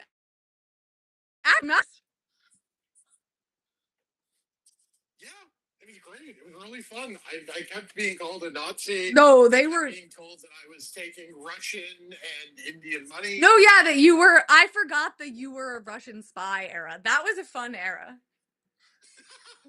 Yeah, because the problem is that I would quote tweet every single person who accused me of the future of Canada than you. I don't know. You're going to London quite a lot. Conservative. Yeah, that's fine. I happen to know Canadian people that he is taking British money, which some might say is worse than the Russians. I mean, that's fine. That's fine. Private work arrangement, but like that's not related to my content. Yeah, no, I know. I'm kidding. But like, no, it was so funny because like so a month before Trudeau resigned, a buddy of mine was drinking with the chief of staff to the prime minister. By the way, the chief of staff to the prime minister did spend that entire week drunk off her ass. The entire week. just super, super good for the country. I mean, I don't know what you think is happening down here, but this, in our entire government, is a house of cards held up by. Joke about me being funded by the Russians. I mean, to be fair, if it was a joke, that was funny. I was calling you a Russian spy. It was one of those, we think it's a joke, we assume it's a joke, or kind of pray it's a joke. You and Tucker in the Kremlin. I'm just saying, if the Russians are paying me, they're quite behind on their payment schedule. No, but Twitter's great. Twitter is fantastic. Twitter is the greatest thing that's ever been invented. No, I know. I love it too, but I also if I see one more Team LH member quote tweet Clara tweeting something she's not even expressing an opinion. She's just tweeting from the press conferences, and they're quote tweeting her with screenshots of clan members. I'm like, you guys have got to stop. This is actually crazy. And I'm like, I'm sorry. The KKK is actually bad. Can we not be bringing this? Oh, you're saying that you don't want to treat disliking Lewis Hamilton. Not even disliking Clara is. She's disliking. I don't know.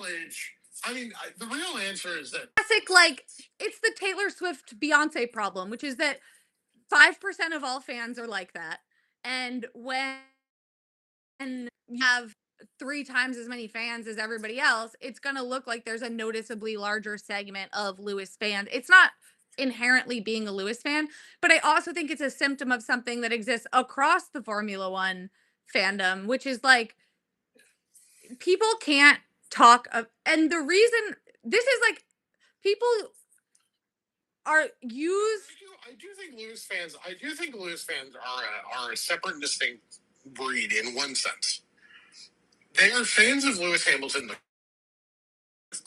the institution, who have to care about racing. I don't think that's true. I think there's a segment. Again, I'm saying a segment, but these are people who don't understand that, unfortunately, for my driver to do well, your driver does unfortunately have to suck ass. Okay? There are a fixed number of successful slots in an F1 grid, And at the end of the day, yeah, Lewis is going to be the one who has to for the people I like, George, Charles, and Kimmy, to do well. Yeah, I have to cheer for Lewis to suck. Yeah, but I don't think I think that problem exists. I don't think that that's a Lewis specific problem. I think that problem exists. That's a Lewis problem and a Lando fan problem. Sounds like it's the British, to be honest. I will say because I don't find that with George fans. I think George fans are yeah, you can not like George and we don't really care. Yeah, well, I think George fans are a very weird group of people, and I say that with love. I say that as a compliment. I vibe with the George fans. I think they're strange and unsettling, much like George himself, and I absolutely fuck with that vibe. My thing is I will say something interesting I do notice about the British fans. I think this is actually stronger amongst the Lando fan contingent, possibly because it's a class thing, but they are whenever there is something like the booing of it all, or people are rooting against someone else, it's they're well, this isn't football. This isn't football. They view themselves as above other sports fans. And it's very, that dynamic of it all is very interesting to me, because I wouldn't say that there's a real, superiority, around, fans of different sports in the US. You know what I mean? I wouldn't be oh, I'm not a baseball fan. You know what I mean? Yeah. I mean, well, because the real answer is that because a lot of how do I say this in a way that doesn't make me sound like I'm blaming women fans, because that's not what I mean, because it's not all women. There is a certain section of people who have come from sort of a pop from a music sort of stan community sense of like you can like everybody but have a face. Yeah, they're the opposite. They're the opposite but equal group to the like hardos who are like, I'm just here for the racing. Like, I don't even like the drivers. Like, oh, you're a driver fan. They're either hardos about being a fan of a team and not a driver, or they're like, I'm just here for the sport of it all. That's like the male version of I'm better than everybody else fan wise. And the female version of it is the um is the they come from a more pop culture, they come from a background of fandom where it isn't a zero-sum game. Right. And like, because the thing is, British F1 fans who are also footy fans tend to be mostly Lewis fans, little bit George fans, mostly. Whereas ones who have come at it from without that sort of like footy sports fan background tend to be very much Lando with a bit of George fans. And they skew younger, so it's just you've had less time in your life to get caught up in a sport. You know what I mean? Right. Whereas a lot of Lewis fans are like, I never misunderstood the Lewis fan hostility to George Russell. I thought it was misguided for tactical reasons, but I never like misunderstood the like, oh, PR63, oh, Woody stuff, right? I never misunderstood that. But why? I feel like George. The job of F1 is to beat your teammate. Oh, for sure. Lewis fans are going to shit talk his teammate. Like, okay. For sure, but I also feel like if you're not that Lewis, the thing is, the reason Lewis fans are bad at kind of spinning the narrative is because they don't need to. It's Lewis. He is I don't want to say bigger than F1 because it's just different, but he is a cultural pillar outside of Formula One. Well, Lewis is basically two different things that people often are talking sort of past each other when they talk about it. There's Lewis, the driver, the on-track results, etc. And then there's Lewis, the cultural icon, the guy who walks the Met Gala. But also, there is, I think, in conjunction with that first one, Lewis, the F1 icon. You know what I mean? Like, within the pantheon. And I just feel like by being like, if they had like sort of put an arm around George, Lewis did do this, by the way, but the fans, if they almost like little brother George in a way and are like, oh, like how great is it? Like he gets to come drive against his hero. This is like ultimately unserious because like their stance should have been it only matters when It should have been your stance. Their stance should have been your right. It only matters when there's bar. Yeah, okay. George did really well. He's a great driver. Say he's ever given them a top tier car. Lewis would have beat him. Yeah. Lewis lost to Jenson Button. Lewis lost to Jenson Button in a non-race winning car. Is anyone out here winning car? Is anyone out here Jenson Button's a better driver than Lewis Hamilton? Of course not. I mean, that's the thing, is that Lewis fans have completely fucked the narrative game on this. Because their position was, well, George is bad, and if we lost to a bad driver, then that's proof of like sabotage.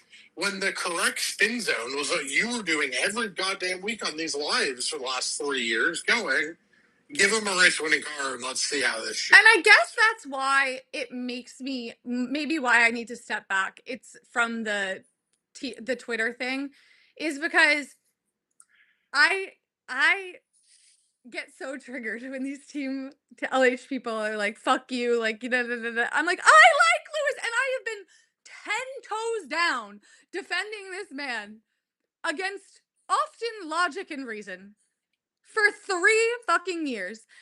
Thankless job. But the thing is, you actually understand what it's like to defend slightly indefensible sports positions. You had to defend Mac Jones. Okay. Don't bring poor Mac Jones into this. He never got a chance. Gerard Mayo was looking around. First of all, they went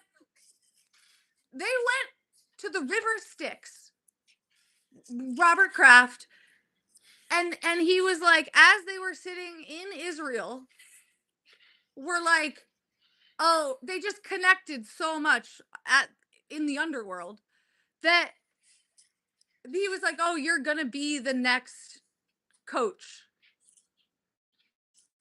How is that how you made the decision? Gerard Mayo, I would like to point out that Gerard Mayo did not coach Mac Jones. Mac Jones was already gone by this point. Oh, you're right. But that was during the Matt Patricia. No, he was the dying days of Bill. No, that was the Matt Patricia. Girlfriend. That was the Matt Patricia offensive coordinator days, yes. The Matt Patricia experiment. No, Bill Belichick made a fatal final flaw, which is that he wanted his son to be the defensive coordinator, and who was actually like fine at it, but he didn't want to like fully fuck over Matt Patricia, so he just made him the offensive coordinator. And also decided he wanted to spend more time fucking a 22-year-old than thinking about how to effectively game plan a football team. Yeah, that was unfortunate. No, I think that okay. You want to know what I really think about that? Here's what happened. I can tell you right now. I believe Gisele Bündchen is a witch, and complimentary. I love witches. I also think Nico Rosberg is a witch. Some of my favorite people. Before you continue, can we talk about, was it Jezebel who did the thing of paying an Etsy witch? Drop the link. Drop. 2 days before he was shot. Drop the link. Drop the link because I. Oh, did you? I can't find it. Somebody they ended up taking it down, I think. But like the Monday of that week, they were like, we paid an Etsy witch to curse Charlie Kirk. I saw it. Drop. They deleted it. Like what? And all. Oh, drop the link to the witch. Oh, okay. No, not to the article. Oh, I saw the article. No, I want to. I have some requests to put in with that witch. Not gonna say anything. I would never purposely cause harm on another person. And I don't think anyone else should either. I think political violence is bad. Bad. That don't shoot people. My take is don't shoot people. Brave, I know. That's a brave opinion from you. I know. You're up, you know. Do you want bravery points on Twitter.com? No, I'd like to not get fired from my job is actually what I would like. So you know, I'm not saying anything. All I'm saying is I need the contact information of for private reasons. For private, please respect my family's privacy at this time. I'm gonna need the contact info for that witch. In the top 3 people you would. Well, now I'm worrying about like the exact because I don't want Tia Bonanno to die. Like that's a bit, you know. Like I want him to like I want him to like never hit a green light again. I want him when he gets a brand new car, somebody to sideswipe the mirror off the same day. Like that's what I don't but then it's like maybe the curse isn't proportional to how evil you are, in which case I feel like he'll be fine. Cuz you know, he's not like he's going to hell, but not like, you know, hell. The I I need to uncurse Ferrari/Charles. So I don't know if it works if they do positive spells as well. Maybe I'm buying a positive spell for myself at this point because this clearly works. But sorry, so look at wherever Tom Brady moved, like post like college and beyond. The surrounding sports organizations like became successful as well, which like in Boston, okay, like you know, Boston's Boston, like they've always been like, but not people think that, but it's like no, when Tom Brady went there, Boston had been flopping with the exception of the Celtics. They'd been a flop for a long time. And anyway, and then he moves to freaking Tampa. It was like a joke even. It's just quite the coincidence. I think Gisele Bündchen is witch, and don't think it's lost on me that the minute she leaves New England and probably puts a curse on Bill Belichick because of the way it ended between him and Tom, Bill Belichick starts dating this woman and like making all these crazy decisions and stuff. Then when Tom Brady fucked around and found out, he like the life visibly began to drain from him. We need to contact Giselle. True enough. We need to contact her for Ferrari. Can we talk about the fact that Tom Brady absolutely sucks as a commentator? He is good. No, he is good. Is he a little strange and off-putting? Fine. No, but he's not interesting. He doesn't tell good stories, okay? Like, you can be strange and off-putting, but, like, you gotta be the Nico and, like, just, like, it's just all stories. Well, but unfortunately... Wes Welker's name should be brought up 14 times a broadcast. Okay? Unfortunately, Tom Brady was spending every single waking hour locked in a dark closet with a laptop watching film. Like, he didn't have time to create stories. He didn't talk to people. And I think he's almost like Nico in the way that, like, I love when he'll, like, go on, like, a weird, incredibly detailed tangent about, like, the scheme that they're covering. And maybe people just aren't hardcore football fans enough to appreciate Tom Brady for what he is. But what I really think it is that people just want to hate Tom. They were never going to let Tom Brady be good at this. This is getting a little into conspiracy roads. Like, I just think that I'm not saying like.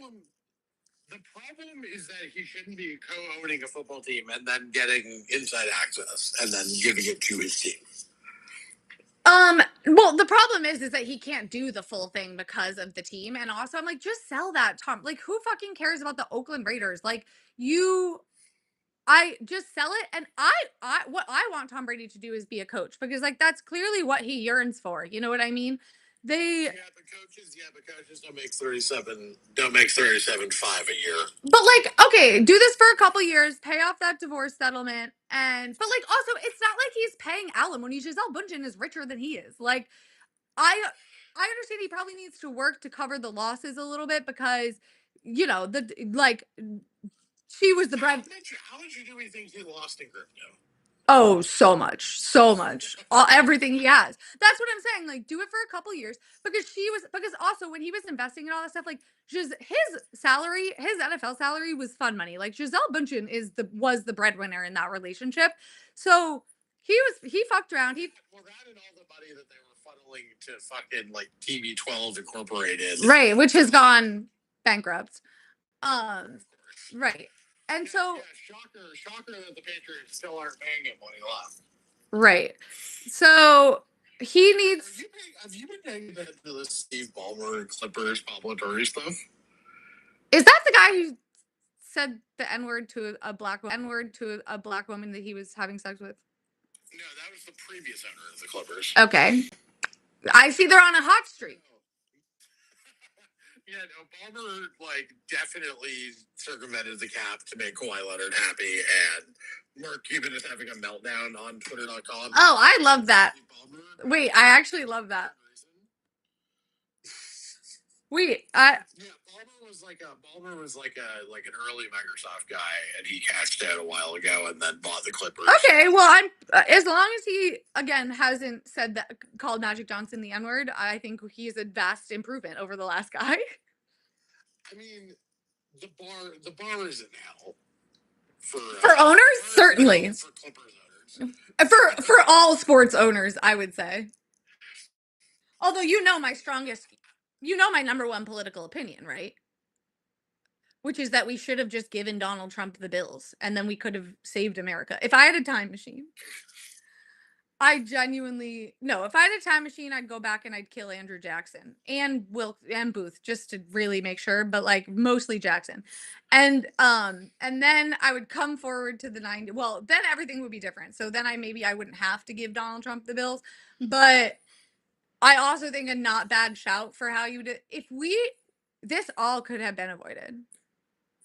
That's why people get mad at Flavio being in Formula One. I'm like, you should count your blessings that man is not involved in Italian politics. Yeah, no, of course. Like, I'm sorry. Do we really trust Toto? Like, we should be grateful that Toto is spending his time on this. Because I'll say this: Toto Wolff, I'm scared of the most because he's clean as a whistle, and that, as a billionaire.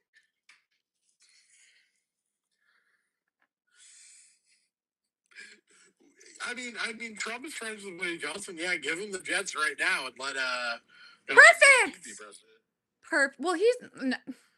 That's not. We're not getting enough out of the deal at this point because he's gonna die soon. So, unfortunately, it's too late. But no, you're just worried. You're just worried that if you're just worried that if Jared Kushner takes over the Jets, they might actually be well run. what part of the Trump organization of companies do you think is well run? I would love to know that. The Kushner org is well run. Yeah, unfortunately, Jared Kushner is harvesting Charles Leclerc's brain data. By the way, just so that's cool. That's awesome. I at least in the reprogramming camps, I will become more like Charles Leclerc, and I think that that's beautiful. But the fact that Jared Kushner and Charlie Kloss are in-laws is my favorite random fact. Oh yeah. I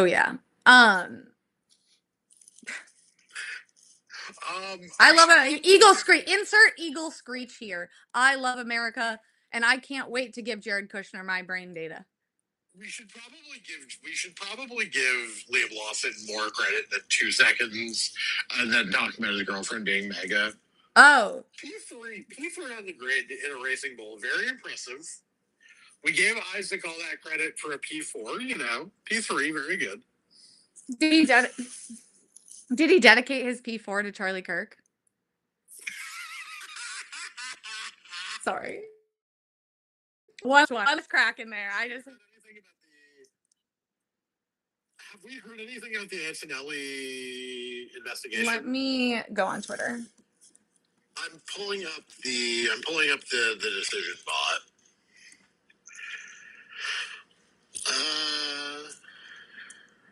Who is car 31? I don't know. Esteban, maybe? Esteban failed a test after qualifying, and they're investigating. Let me see. Oh yeah, it is Esteban. Hell yeah. Antonelli infringement. Oh, only a reprimand. Okay. Oh my god. Okay, wait. Charles Wynn incoming because the Ferrari got a team pass, a staff pass printed for the cat. Oh, that's awesome. Antonelli steward from the driver, yada yada. Driver of car 12 was not shown a yellow flag or yellow light panel. However, his dash did bring a yellow indication. Passed 2 cars, then the team advised him to abandon the lap. No sporting advantage was gained. In view of the mitigating circumstances and consistent with previous similar incidents, a reduced penalty of reprimand is imposed. Okay. Okay. So Antonelli is starting P4 on the road. Good for him. Okay, I think that's fair because also if you get enough reprimands, you can get a penalty. So. Yeah. And because the concern was they gave Oscar a reprimand for this in practice. They were like, well, it's qualifying. Generally, penalties are worse than qualifying.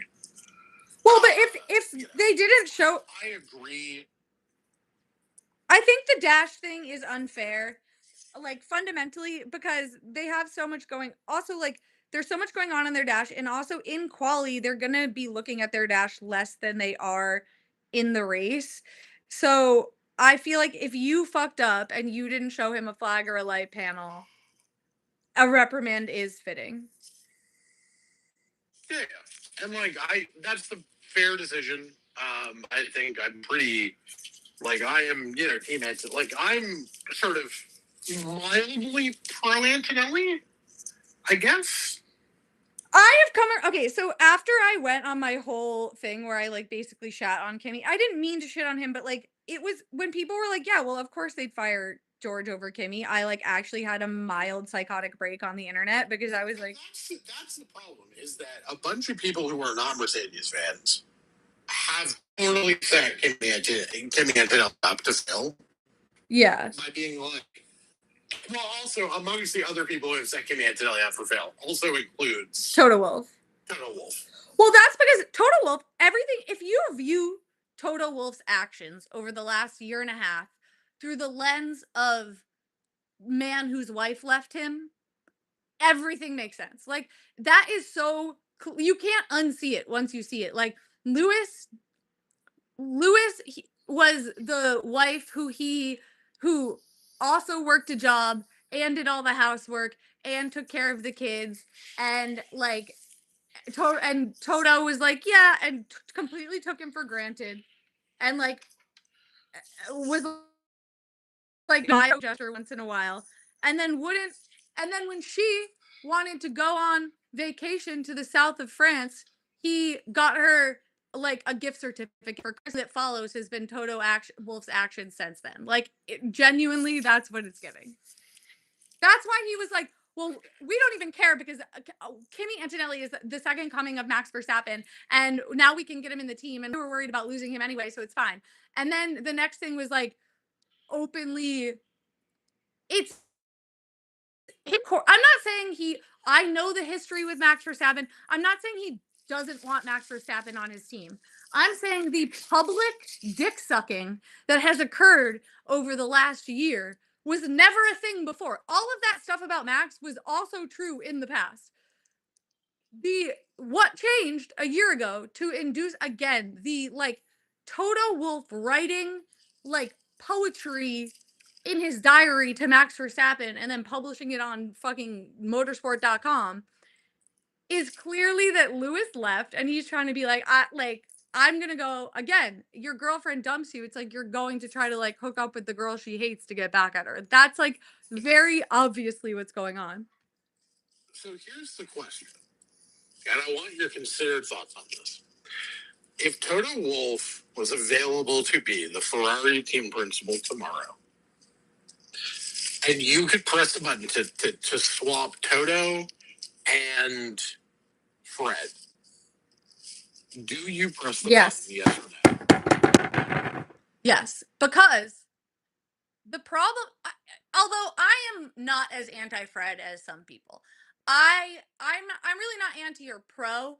The problem to me is clearly like I think Fred is an improvement from Bonotto, but not as much as I had hoped.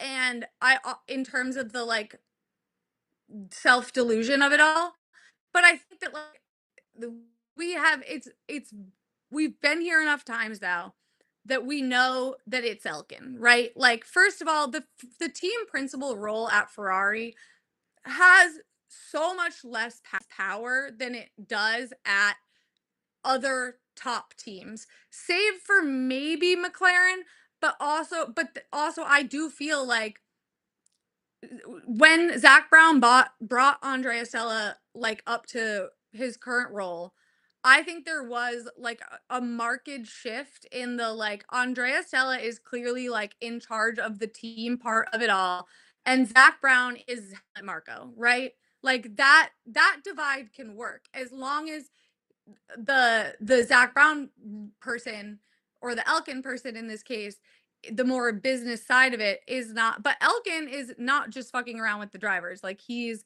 clearly involved in whatever's going behind the scenes. He's clearly, in my opinion, involved in like the newie of it all. He didn't want to bring back. Oh my god, I'm gonna totally forget this man's name.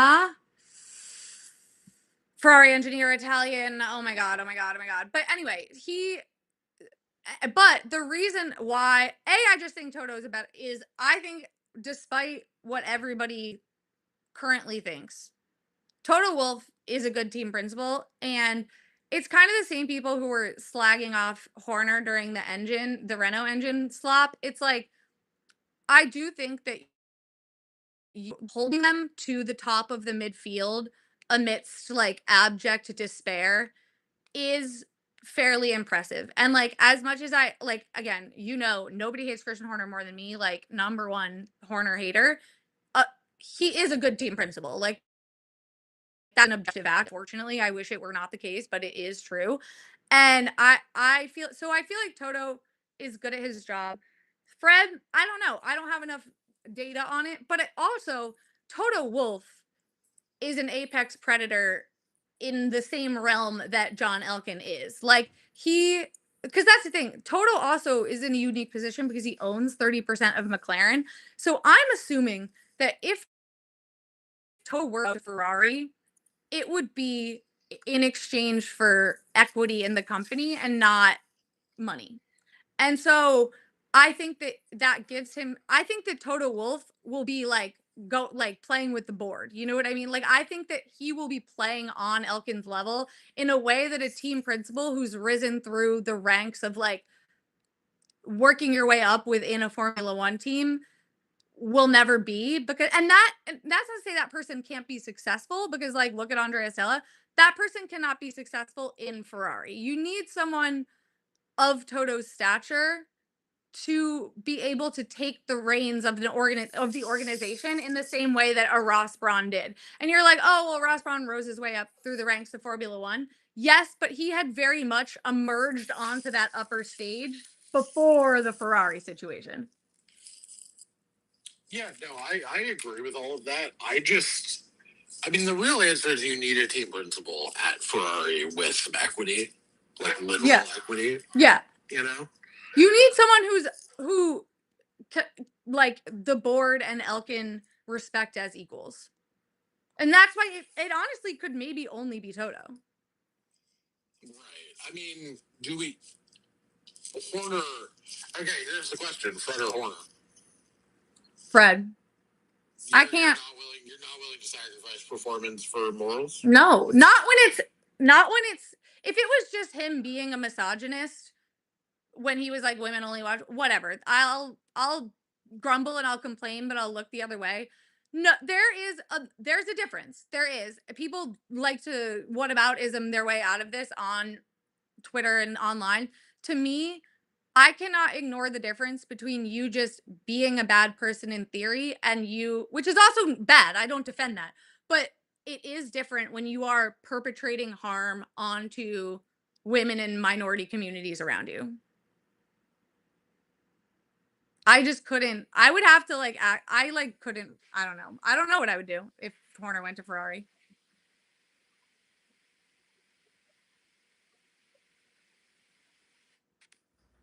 Yeah, I don't disagree. I think that's the correct choice. I just think, like, that's an interesting question. I also don't think that even if take that out of it. I don't think take that out of it. Pretend that Christian Horner isn't a predator.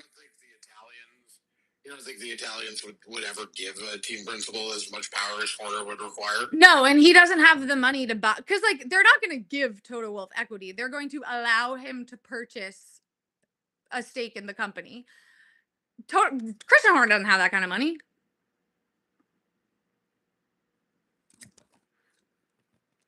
He doesn't have Ferrari equity money. Not in the way that. Yeah, but did his Spice Girl wife actually leave him, or?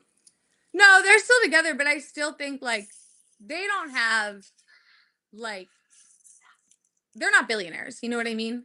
But doesn't she have like a big fashion brand? Yeah, but I mean, but the liquid cash that you need to purchase, you would need like $500 million. And I think that they're worth that, but like, oh no.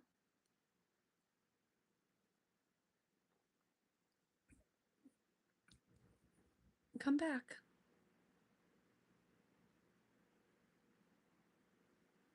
I don't know how to invite someone. Oh. There we go. But yeah, I just don't know. I don't think Christian Horner's got it. I invited you. No. Yeah, you're invited. You're invited. You're in the guest thing. But yeah, I don't think the Horners even collectively have it like that. Like that is a different echelon of wealth, shall we say? Especially because I'm assuming Ferrari ain't gonna come cheap. Join back in. I sent my guest request.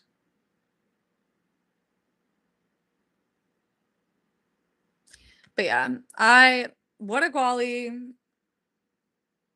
Ferrari Charles win incoming because they gave the cat a paddock pass. I'm sure he appreciated their gesture. I hope they also I love a good like random quali every now and again.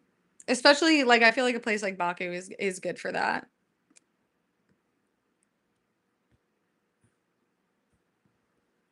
Here we go.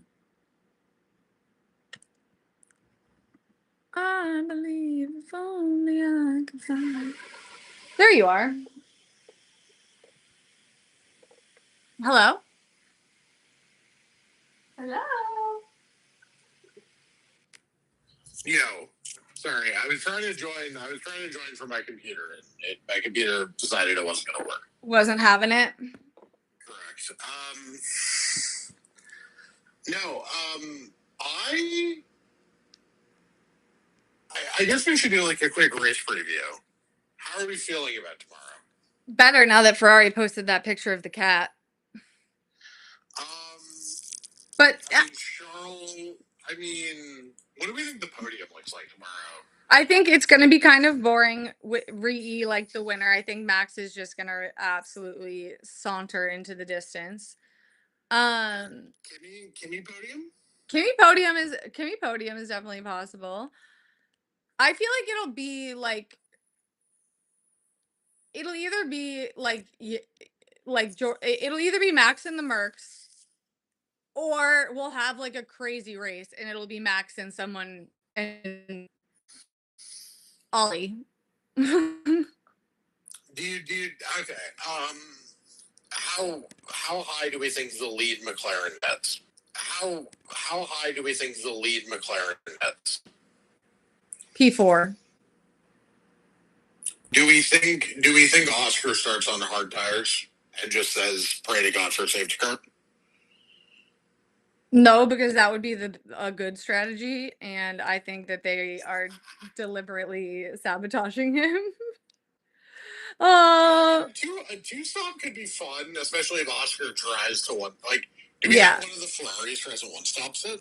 I think Ferrari splits the strategy because that's always what they do when it's marginal.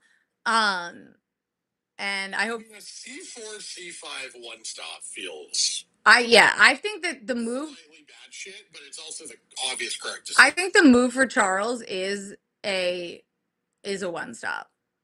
Especially here, especially like given the fact that they have to lift and coast so much anyway, you might as well go long.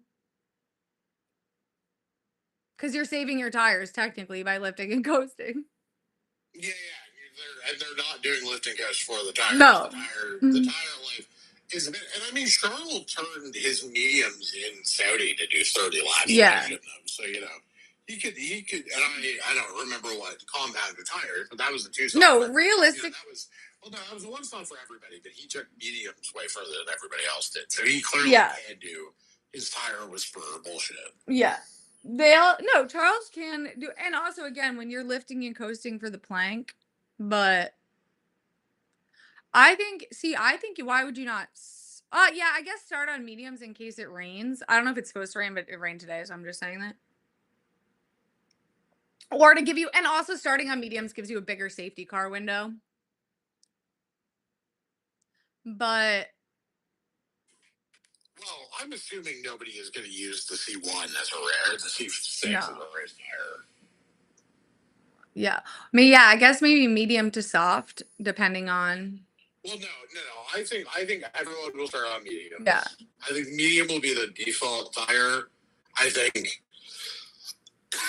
Charles, one of the McLaren. No, what they're gonna do is they're gonna start Charles on hards and then two stop him. That's what they're gonna do because that's the worst possible outcome. Well, I mean, the thing we don't know the answer to is how many are these mediums like? Do these mediums still have life in them? Like, could you do medium, medium, soft? Because that will probably be what Pirelli tells them to do. Like on the Pirelli tire graphic, will probably be medium, medium, soft two stop, Yeah. and use the C6 as like a late last 10 lap sort of, like glory run to the end. Yeah, I think if there's an early safety car, that's 1000% the move. Yeah, is the C6 gonna last more than 6 laps? Like, because the thing is, if the C6, with the C6 being as fragile as it is, you'd think you'd rather run the C6 at low fuel than at high fuel, right? Yeah. So medium, medium, soft, Yeah. and then you try a hard medium if you're offsetting with a one stop. Yeah. I I think say this, of course, and somehow they're going to do like a hard medium, or like a soft medium, soft three stop is going to be the right. I think the move is to start. I Race. think if the move is to. What was it? Brazil. 22 is the last like real three stop. Yeah, I think if the move is to start on mediums, if there's an early safety car, pit to stop it, and then if there's not, go long. And do medium hard or medium soft if you can really stretch it. Because also it's cold, kind of. So like, yeah, I don't think there'll be a lot. I don't think there'll be a lot of like dig in that sense. Yeah, there's a lot of slow corners, which do cause. Yeah, that's which true. will cause issues for sure. I would honestly throw Charlotte on hard. I think because again, it's still a C4. So yeah, yeah. Hard tire. I think. Yeah, and you just ignore because one thing about Charles is he's not going to get the safety car luck. So yeah, Jess, your quality recap is everybody crashed, the McLaren's flopped, and Max is still that guy. Yeah, Max pole because of course the McLarens are in the trenches. 7 and what are they? 7 and 9. 7 and 9. Yeah, Oscar crashed. Signed P2 because he set a lap before everybody else, and it was kind of wet. Antonelli Lawson 3. Antonelli 4, Russell 5, Yuki 6, Hadjar 8, Lando 7, Oscar 9, Charles 10. Neither Oscar nor Charles actually set a lap in Q3 because both of them crashed. Because the Leclerc brothers needed to crash together. Exactly. Oscar did it in solidarity, and for that we applaud him. Yeah, I think yeah, I guess maybe what I would do if I was Charles is just do hard to medium or even hard to soft if you're seeing that other people's soft tires are working in the race, but hard to medium and just try to one stop it because again, you're especially with how like it like I mean I haven't seen anybody say this, but I'm just assuming that because it's a street track, it's probably a little bit rougher of a surface and they're probably going to have to be concerned about the bottom. Like they're going to be lifting and coasting from the fucking formation lap as they always are. So when you're lifting and coasting for the plank, you might as well try to go long because you're unintentionally preserving your tires.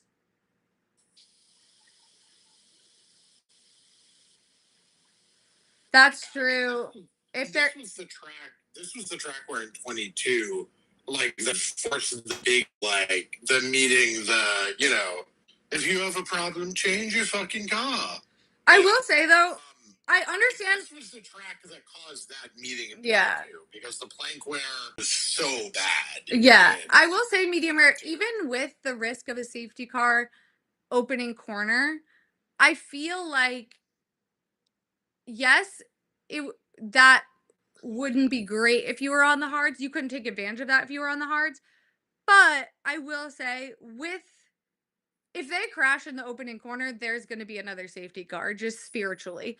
And with the extended risk of safety cars in Baku, I feel like Baku as opposed to other tracks, there's like less of a difference between the safety car risk lap 1 and the rest of the race, if that makes sense. Yeah, there are some tracks where like if a safety car doesn't come out immediately, you're done. Yeah. But no, Baku. Because the thing about Baku is guys can always Just bin just it. go long, go deep, hit a wall. Whereas like at a Monza, like no one's gonna really crash into the walls at Monza, right? Yeah, sometimes you usually get stuck in the gravel, so it's like usually they just. Even then, like you have to go pretty offline in a race to bin it in the gravel. Yeah. Like I'm saying of your own volition, not when you're trying to make an overtake. Yeah. That doesn't stick. And even when you do bin it in Monza, like oftentimes they can limp back to. Yeah. Whereas I think it's safe to say, like, I don't think. Whereas in Baku, there's just a lot of places, 4 straight 90-degree turns to start a lap is a hard thing to get right, especially with the wind gusts, or you can go off where Antonelli went off in Q1. Like, there's gonna be places for some shit to happen. Yeah, the start tomorrow is also going to be crazy. Just like the order of the grid is crazy. So.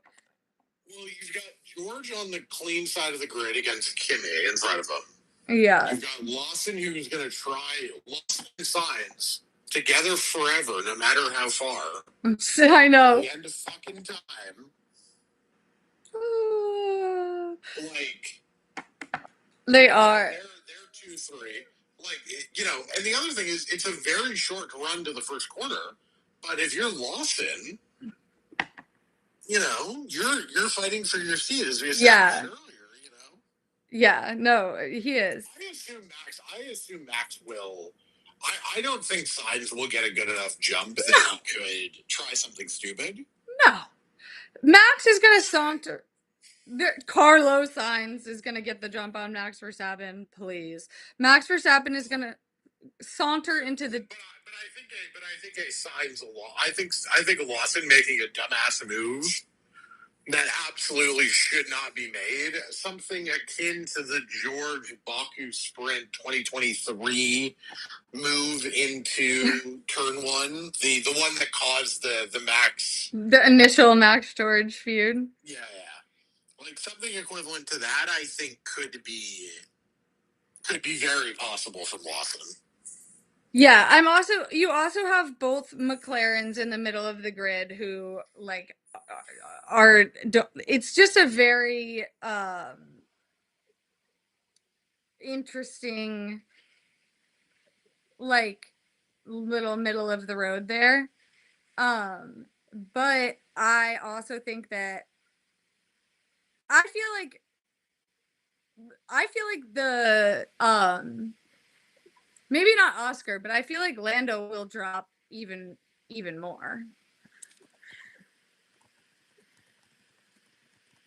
There's a universe where Oscar is the lead McLaren, where Oscar crashes in qualifying, and he's the lead McLaren at a turn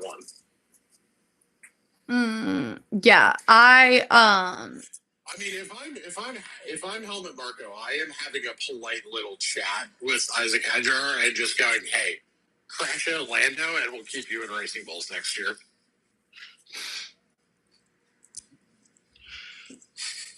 I mean, Helmut Marko certainly has the evil capacity to do it, but no, I think that Isaac will get Lando, and then immediately, and then I think there'll be like a lap 1 battle between Lando and Oscar for 8th place. I just want them to fight against each other one time, please. I'm begging. I'm on my hands and knees.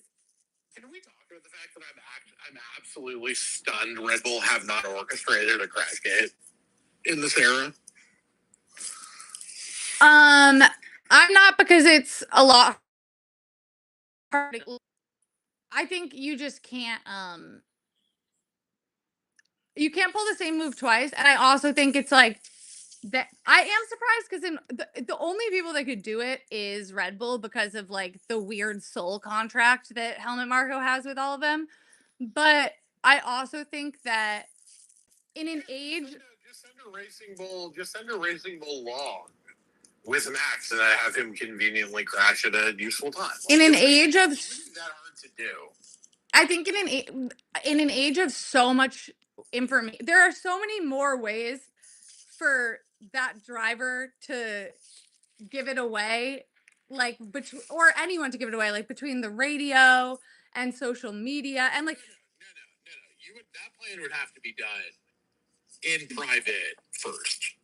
Of course, like it was in, but the fact that Nelson Piquet spilled, because eventually what's going to happen is exactly, of course, they're not going to say anything while they are driving for the team, but any driver bad enough that like they would be able to be coerced into a crash gate will eventually be fired. And then they're going to do exactly what Nelson Piquet did, which is be like, yeah, like they crash gated it. And I think that Red Bull knows that they do not have the goodwill of the FIA in the way that. And I think that Red Bull knows that they do not have the goodwill of the FIA in the way that McLaren does, because McLaren is F1 and the FIA are nicer to the manufacturers because they want car companies in F1. I don't think Red Bull quite has that clout. You know what I mean?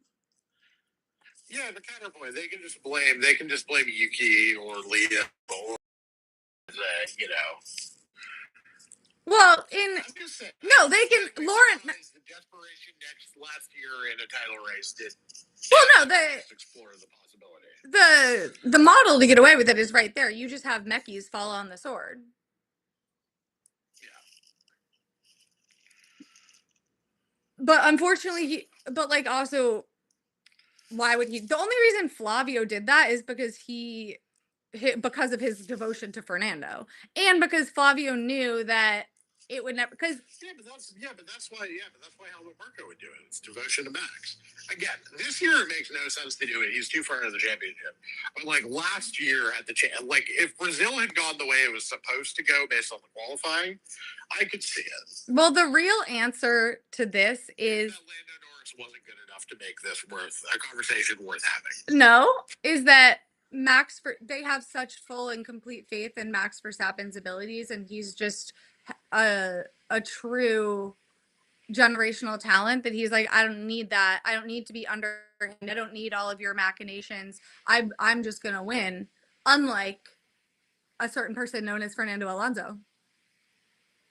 Never miss an opportunity to make it an anti-Fernando take, even when it could be anti-Lando.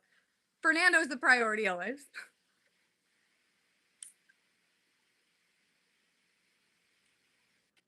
Yeah, no, I mean, George and Fernando being friends, I think.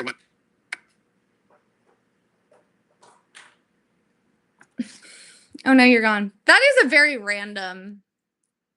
That is a very random like friendship. Like how like because usually you can see the like connection, right? Like what's but it's because Flavio and Toto are friends, which is they shouldn't be allowed to get within 500 feet of each other. Like that is too much. When I found out that the nightclub that George, Carmen, and Fernando photographed at 2 straight years was Flavio's. Should we go to Sardinia for New Year's Eve and go to that club? No, we should go. We should stake out that place for George's championship celebration 2026. Okay, I'll fly last minute to Sardinia. Don't think I won't do it. I don't think it's going to be last minute.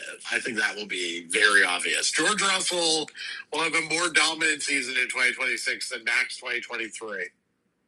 Hashtag win every race. All right. I love that energy for you.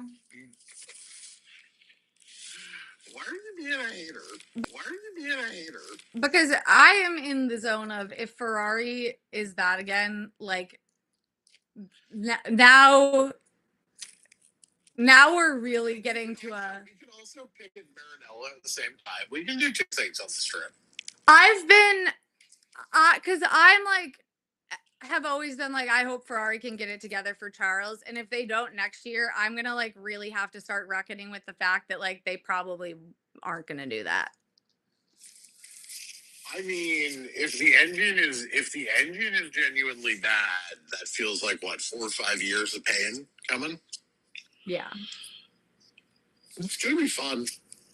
I mean, hey, I don't think their engine. Max Verstappen Q2 exit incoming, Australia 2026. Is Australia the first race next year? I think it is. Yeah, I think Red Bull's going to be bad. That I agree. Red Bull's going to be terrible, man. Like we think that Ferrari might be bad. I think it really sounds like Red Bull is like it potentially last or second last in the engine power rankings. Like them and Audi are going to be on the same level. I think right now my take based on all of the rumors that we don't even know are true is that it's going to be Merc and McLaren. I think Ferrari will do what they always do, which is like be third, win 2 races, and be like, it's promising. We swear. But the wild card of it all is Aston. Because we've just heard nothing other than that everyone loves Adrian Newey, other than that Fernando Alonso likes Adrian Newey. Yeah, I mean, I think people are just kind of assuming Honda will be all right because they've been like all right. Yeah, but I don't.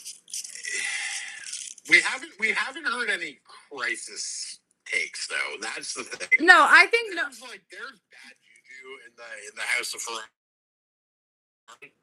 There's no real bad juju coming out of Milan. When have the vibes been good in Ferrari? Riddle me that. 2002. Yeah. No, I'm aware that Honda that being good in this engine reg and being good in the next engine reg doesn't matter. I'm just saying, people are assuming because this Honda engine is pretty good that the next one will be there. I am not saying I agree with that assumption. But they're Honda is just getting they probably know what they're doing. Benefit of the doubt.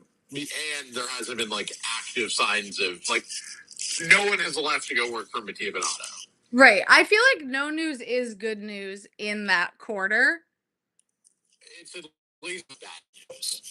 It feels like the Red Bull engine and because the reason to a slightly less degree are getting active bad news. The reason people know about the Mercedes engine is because they have so many customer teams. They're selling this engine to people. So of course they're saying it's good. Now obviously they're selling it. These people aren't idiots. So presumably they have some ability of discernment over whether this is good or not. But that being said, they're forming that opinion without any of the context of the other engines. So you don't really know. That's the thing, the physical structure. Yeah, that's true. That's true. But Alex Albon basically was I re-signed with Williams over other quote unquote better options because of the 26 engine. No, I do think that the engine ultimately will be good, tragically. But I'm just saying, that doesn't necessarily mean that Honda isn't also going to be good enough to where Adrian Newey can deliver something that will not Adrian Newey, to where, Adrian Newey, sorry, will deliver something that will be able to make, and like I said, I don't think because that's not how it works. You don't just overnight, it takes a couple of years to bed in and develop a race winning car usually. But I do think that they will be in that podium best of the rest contention. Potentially at a few. The other thing that I think everybody is forgetting, not necessarily you, but a lot of people are forgetting, is generally first year of engine regs, the engines are not exactly as bulletproof. No, they're going to be. Hopefully they'll. I could see Mercedes. So I think there's a chance of more chaotic winners, let's just say, if the Merc engine isn't as bulletproof as it has been in this race cycle. I also think Fernando will do well. I don't think he's gonna light the world on fire, but I think he'll be solid. But also, the funny thing is that Fernando's out of contract at the end of next year, and he's at least said so far last year of the deal. but he's going to retire at the end of next year. But if it looks like the Honda Aston is going to be really good in 27, does he try and get a 1-year extension? And if he wants a 1-year extension and they want Max Verstappen, I think no. I will say. End of Lance Stroll, or does Fernando get you? I will say if they get good, there is going to be a reckoning for Lance Stroll, and I don't know if that means he gets fired, but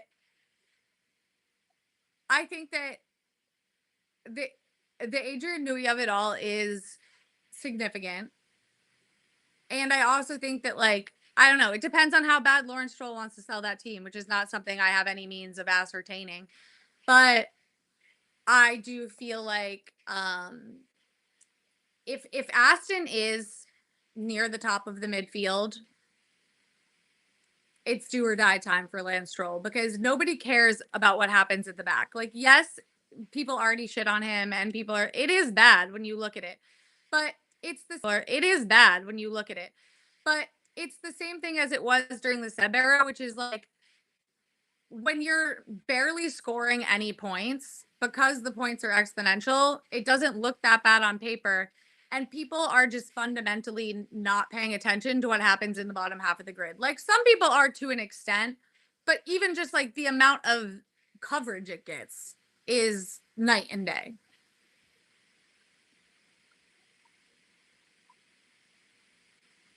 And if Fernando is there in P3 to P7, and you're but didn't we say this about 2023 when Fernando was getting all those podiums?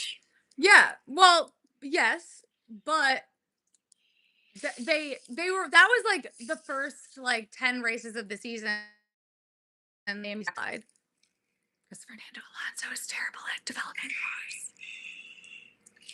Remember when you just like you had a complete meltdown about Martin Brundle giving the credit to Fernando for how good the Aston was at the That was beginning like of the season? the true beginning of my hatred for Martin Brundle, because that just like I remembered him hating Seb in 2010. So then I like went back and rewatched all of that, and it like full that and the Charles, but like I may have been able to let the Charles engine thing go if it were not for Martin Brundle's crusade against Sebastian Vettel and pro Fernando Alonso. I mean, the Carlos Sainz stuff doesn't help, though. At least he admitted it finally. You know. Yeah. What did you make of the fact that it said it's a non-craft tubing? What did you make of your boy Harry Benjamin? Where's Crofty?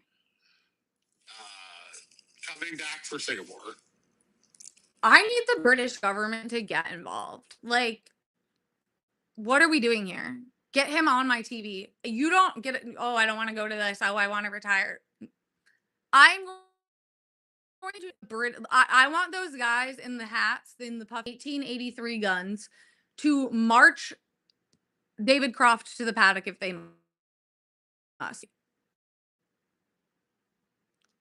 And I feel the same way about Brundle. As much as I love we can have a Nico week, we can have a Jensen week once in a while, but Martin Brundle is my arch enemy. But I need it. Like, I'm sorry, it's just like not the same when it's not Crofty and Brundle. It's just not.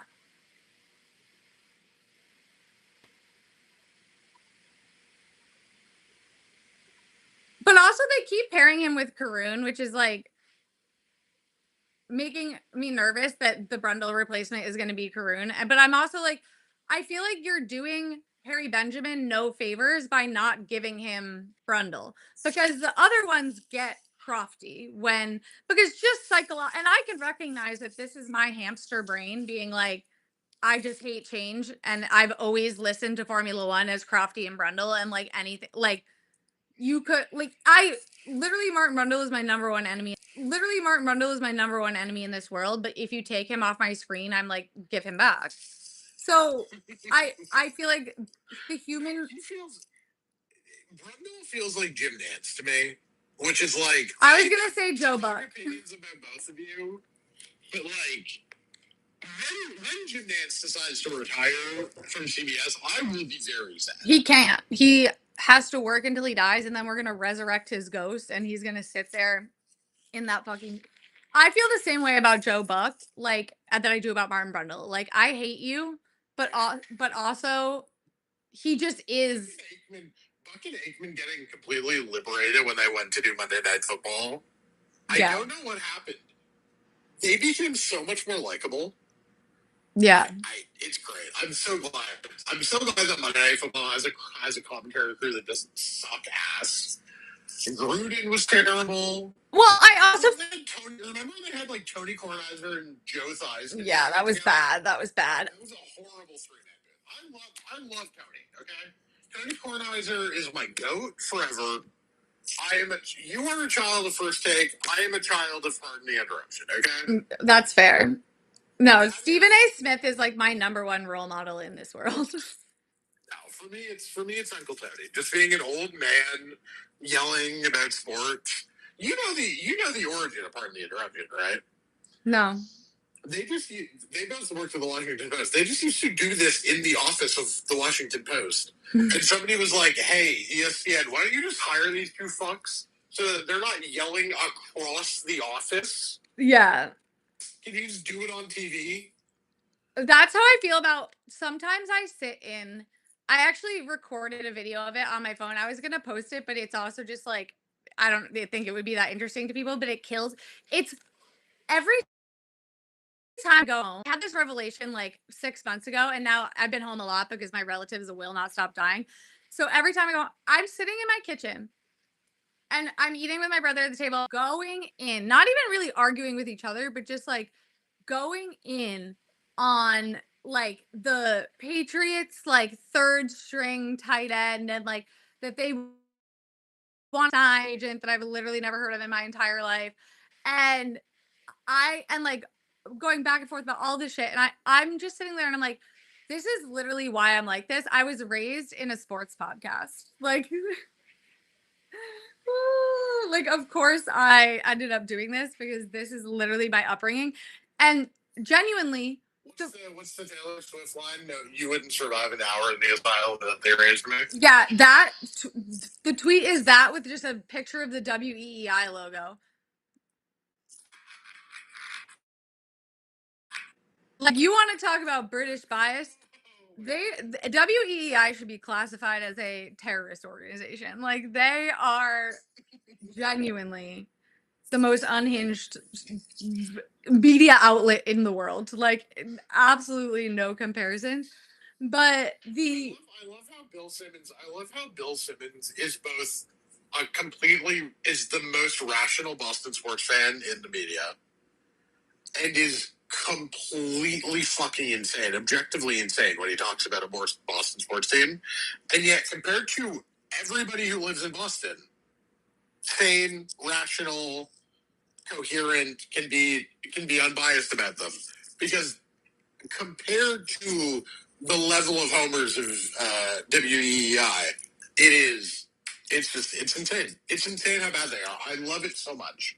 My favorite thing during the Brady era was just being on Twitter and waiting for people to post the best of the call-in shows the next, like after a big Patriots loss. Iconic.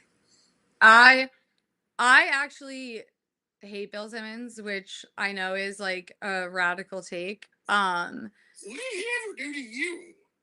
Okay, you know what's bad is like I actually don't even really know why I don't like Bill Simmons because I've held the opinion since I was like a child. I think when I was 13, he said something derisive about female Tom Brady fans, and that was like a really big battle that I was engaged in as a teenage girl in sports bars. There are very few people on earth for whom the act of having a daughter has made them significantly less sexist than Bill. Like, Bill is so much better. But that makes me hate you more. I'm not defending. No, he's and listen, but the thing is, he is not anywhere close to the worst, or like, and it's not any. He's never said anything close to irredeemable. I just decided to hate this man. There's some really bad, like late 2000s, early teens quotes about WNBA players. Right.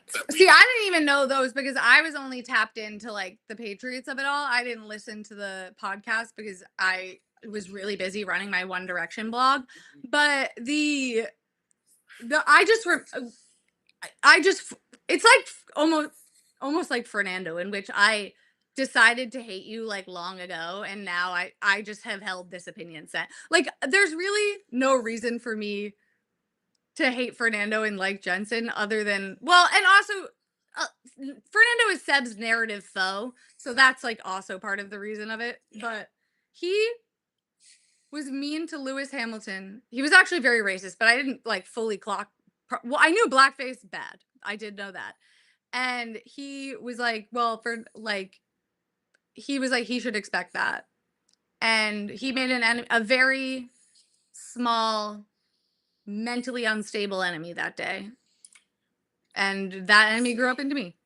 So this is the first time you and I feel like we're late enough into this that I can ask this question.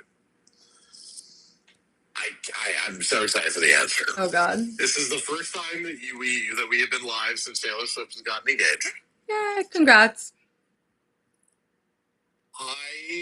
You were in the One Direction streets. I got bullied for liking Taylor Swift at my lunch table, and then those girls went to the Eras tour. Nobody, not Michael Schumacher himself, knows what that victory feels like, baby. Were you ever a Larry, or were you ever Larry adjacent? I was never like a Larry in the sense that I like was convinced they were secretly dating. I was a Larry in the sense that I liked to read stories about these men fucking each other. Sorry. What is a more fun conspiracy theory? Larryism or Gaylordom? Okay, well, they're both actually really terrible because the Larry people are, I didn't even know, like, okay, I clocked out of the One Direction fandom really time Taylor and Harry were dating, and it really wasn't, I was shunned for my defense of Taylor Swift because people were like, she's a stupid whore and she shouldn't have let him crash that having sex with Harry Styles, and people were like, how dare you. And I was fighting in the tail. I eventually, unfortunately, it came to the point where you had to pick a side, and I picked Taylor. And then I also, around that time, I graduated high school, so I was like, I got hot and started partying. So I wasn't quite I just was kind of clocked out of it all, really, except for football. And I was clocked out of my own memory. So, but the Larrys then, because even at the time, I was like, people were like fully convinced that they were like secretly dating. And I was like, I really don't think that that's probably, maybe, I mean, you never know, but like probably not. But I was like, I'm here for the edit compilations and the fanfic. Thank you. And I'll go on my way. But post me clocking out of the situation, the band broke up. Like, Louis, well, that happened while I was still there, but like Louis had a kid and got married. People think that this baby is like fully fake. It's like they're harassing the girlfriend. Like, it got dark quickly. And like, to be honest, I think that like if you're ever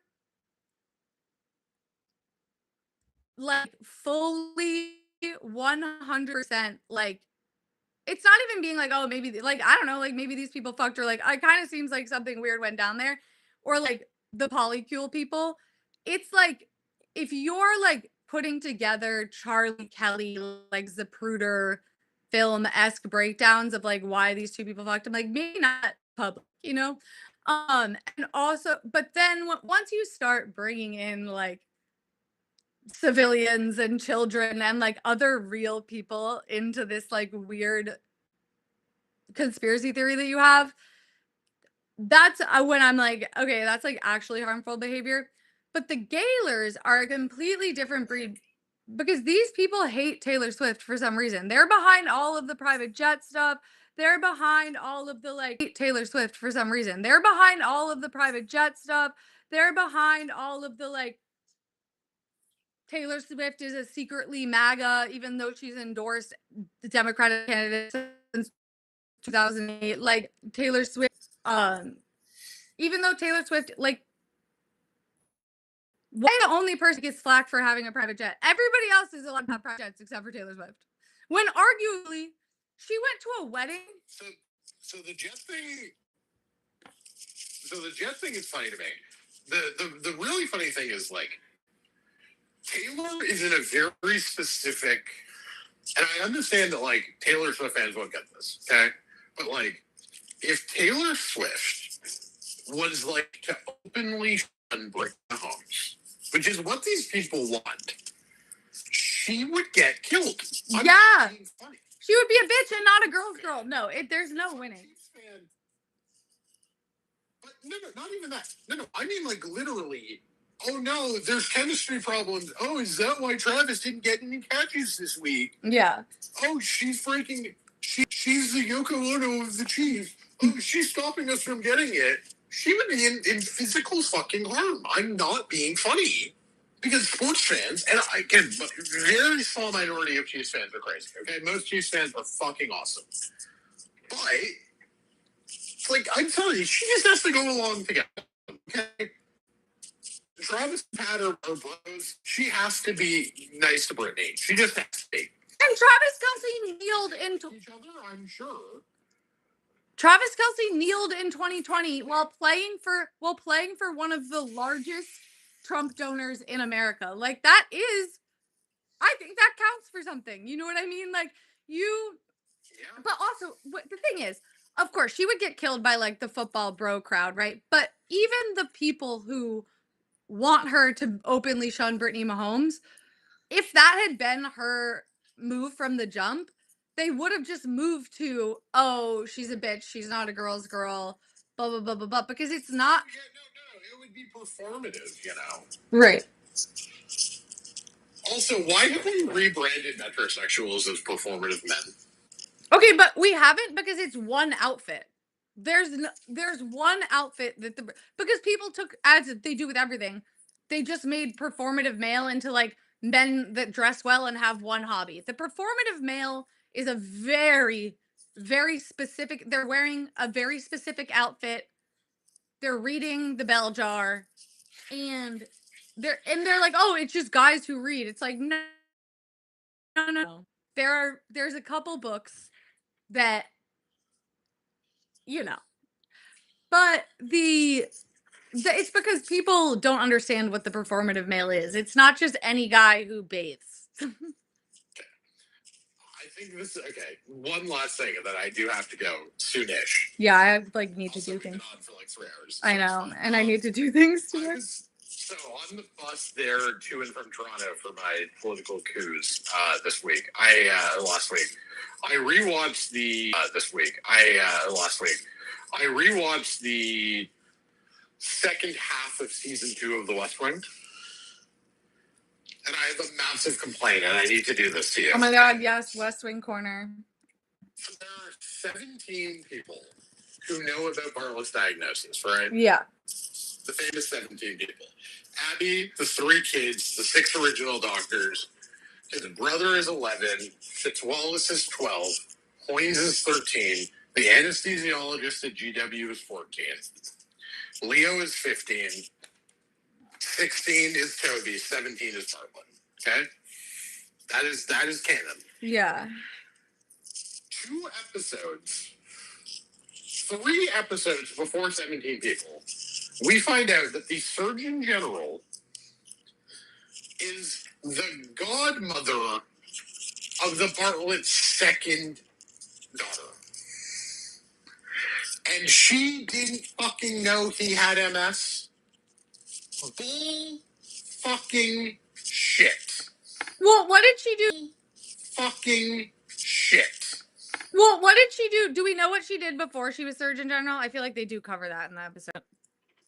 Because maybe she was like an MD friends with Abby. Oh, so she probably would have known. But I'm saying, like, I wouldn't tell I have a lot of friends from work who I love and adore, and like I've been in their weddings, and like we are like real life friends. But if I was in an incredibly high powered job and I was keeping like a horrible secret that could destroy me and everyone around me, I would not tell my politically connected friends because A, it puts them, I don't fucking trust anybody, and B, it puts them in a bad position. Counterpoint. She was spending Christmas with the Bartletts. She says... Yeah, but they didn't tell anyone. I can't afford another Bartlett Christmas. No, I know. I just feel like... She would have fucking known. It's so irrelevant because they could have just had her be one of his original doctors, right? Right. But, like... It's just such a stupid fuck up, and you, like, don't think of it the first time you're watching it because, like, 17 people is, of course, this, like, Toby... 18 people just doesn't hit the same way that 17 people does. Okay, fine, whatever. It's fine. That makes it 5 doctors, not 6 doctors. Okay? I mean, when you consider... 5 doctors. I will say, all in all, not the worst plot hole when you do consider that Aaron Sorkin was on drugs while writing this. No, I'm aware, but it's just, it bugs me so much that you do this great episode with the Surgeon General, right? And you Well, maybe she was one of the doctors, and we just don't know. It would just be a very weird way of phrasing it. That's all I'm saying. Yes, it would. Oh my god, it's so good. That end of that season, that was so good. I think that is, the peak of the West Wing. It's the 4 episodes where Mark Harmon the peak of the West Wing. It's the 4 episodes where Mark Harmon is there at the end of 3. I think is better. Yeah. When they oh fuck, what's his name? When they kill Sharif. When they kill Sharif, and then Mark Harmon dies, and then they play Hallelujah, and Mary Louise Parker's there. Yes. Yes. But, like, it's the end of 2, you know.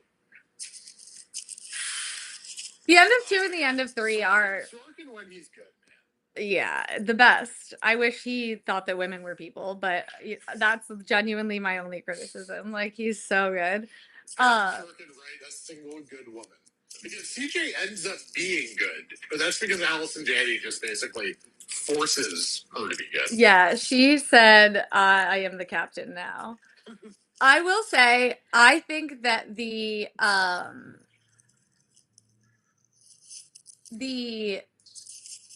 I think season 7 has certain episodes that reach the heights. Like, I think that the Al Smith dinner with all the stuff about abortion is, like, very poignant and good. And I think that the debate episode was a big swing, and I think that it worked. Well, it worked because the reason that 6 and 7, and 6 is more mixed than 7, work is because Alan Alda is simply a force of nature on a television. Yeah. Right? And they actually, because the problem with Rob Ritchie is that they made him a 2-dimensional character. Yeah. Right? Which then makes it hard for me to be invested in the idea of him being competitive or good in any way. Yeah. No, you like Vinnick because Alan Alda is such a good actor, and they give him the chief of staff who you like because she's constantly exasperated by Bruno Gianelli, who is the most annoying person in the entire world. But they also wrote, like, a serious Republican, right? They wrote a serious Republican who can articulate a brand of republicanism that is real, as opposed to just making Rob Ritchie Bush, but like 7,000 times stupid. Who can articulate a brand of republicanism that is real, as opposed to just making Rob Ritchie Bush, but like 7,000 times stupider. Yeah, yeah, and yeah, and like, I don't think that, like, would make. And then also, what is the cold when with the power plant when Josh is like, I know the move is to not do anything, and Bruno Gianelli's like, he's not going to be able to do it, and Josh is like, equivalent of Tourette's. Yes, great, iconic line. Yeah, but, like, you know, there's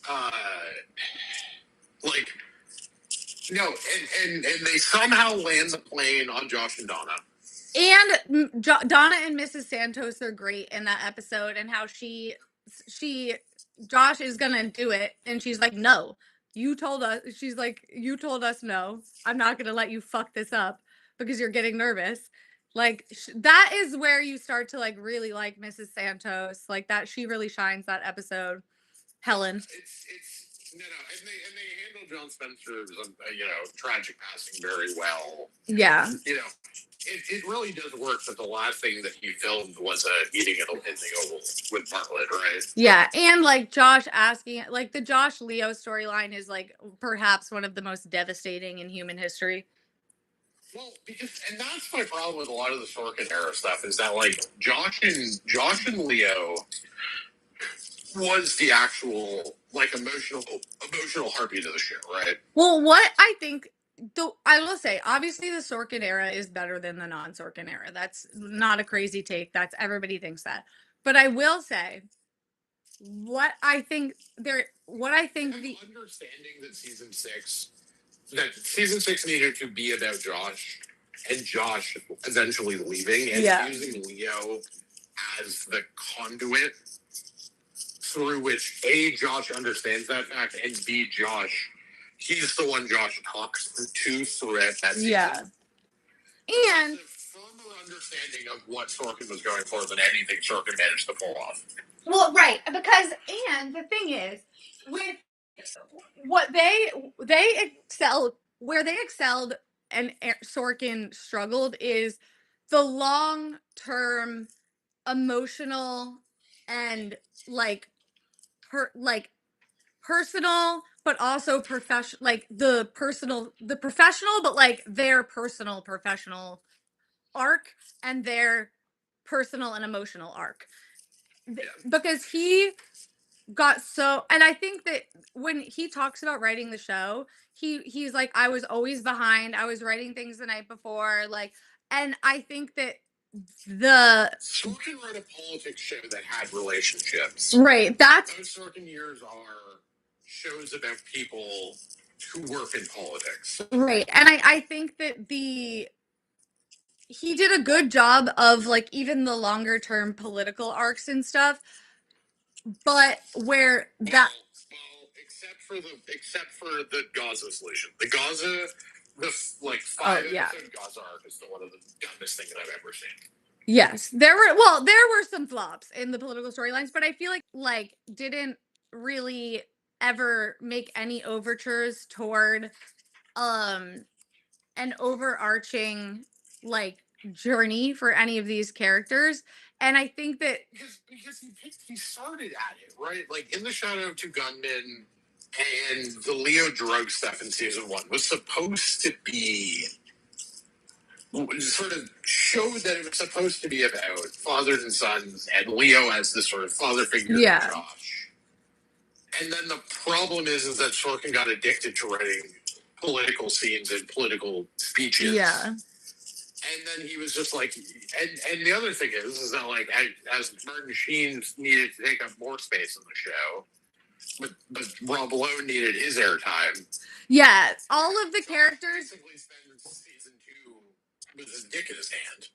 Yeah, with his dick in his hand. Yeah, all of the characters became more important than they were supposed to be, right? Like it was ultimately supposed to be like Josh is still like the main character of the show, but he is very much like Martin Sheen was only supposed to like show up like 4 times a season. Right.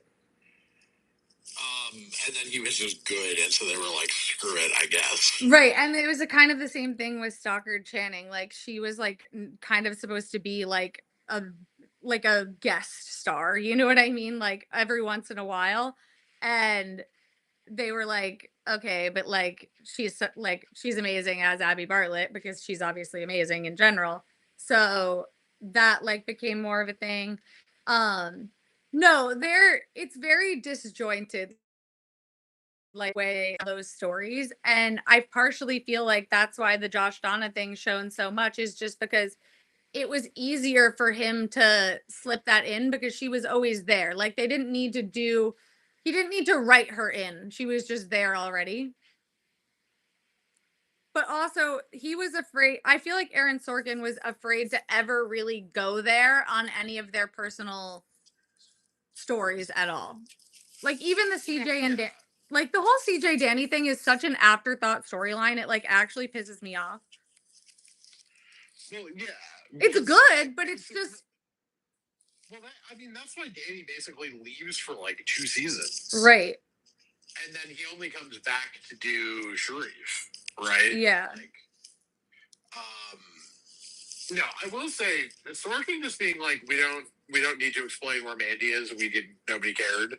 Yeah. Is actually one of his only good decisions of all time. Yeah, that's true. She was not it, but because the thing is that like her role in that first season is the Maggie Jordan, like audience avatar, like we're just going to explain shit to you person. Yeah. And it's like it makes no sense for her to be like essentially at Josh's level, but also needing to be condescending to once an episode, so that Sorkin can do all of this like plot exposition, right? Right.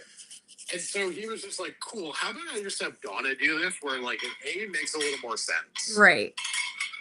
B, I can like actually show that she's pretty smart by having her present opposing. She can sort of show herself to be more than quote unquote just an assistant. Right. You can show her. Right. You can show her career growth through Josh, like working collaboratively with her. But, like, yeah, there is always, when you're working with someone underneath you, it makes a lot more sense for there to be the kind of explanation that needs to happen in a TV show that's like this policy heavy. And so that makes a lot more sense than like Toby and Josh having a full conversation about things that they both clearly understand. Right, exactly. Which is like, and that's the thing, is like, that's like, so Mandyville and just like the exposition of her, like, just is perfectly fine, right?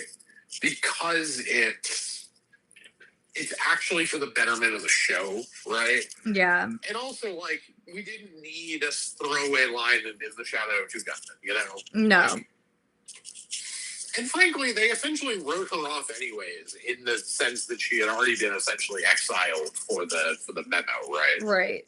And like, yeah. Well, Sam disappearing was just because that was terrible, but I also it's not like NBC just didn't want to pay Rob Lowe because they were paying they were paying Martin Sheen, you know what I mean? They were paying like Stockard Channing a lot more than they originally thought they were. Like, there was just a lot of, it was an ensemble show, and like Rob Lowe became like a superstar, you know what I mean? So unfortunately, he wanted Martin Sheen prices, which is like kind of fair because he had gotten a lot bigger and been very successful and was like now demanding that he could get that price from other people.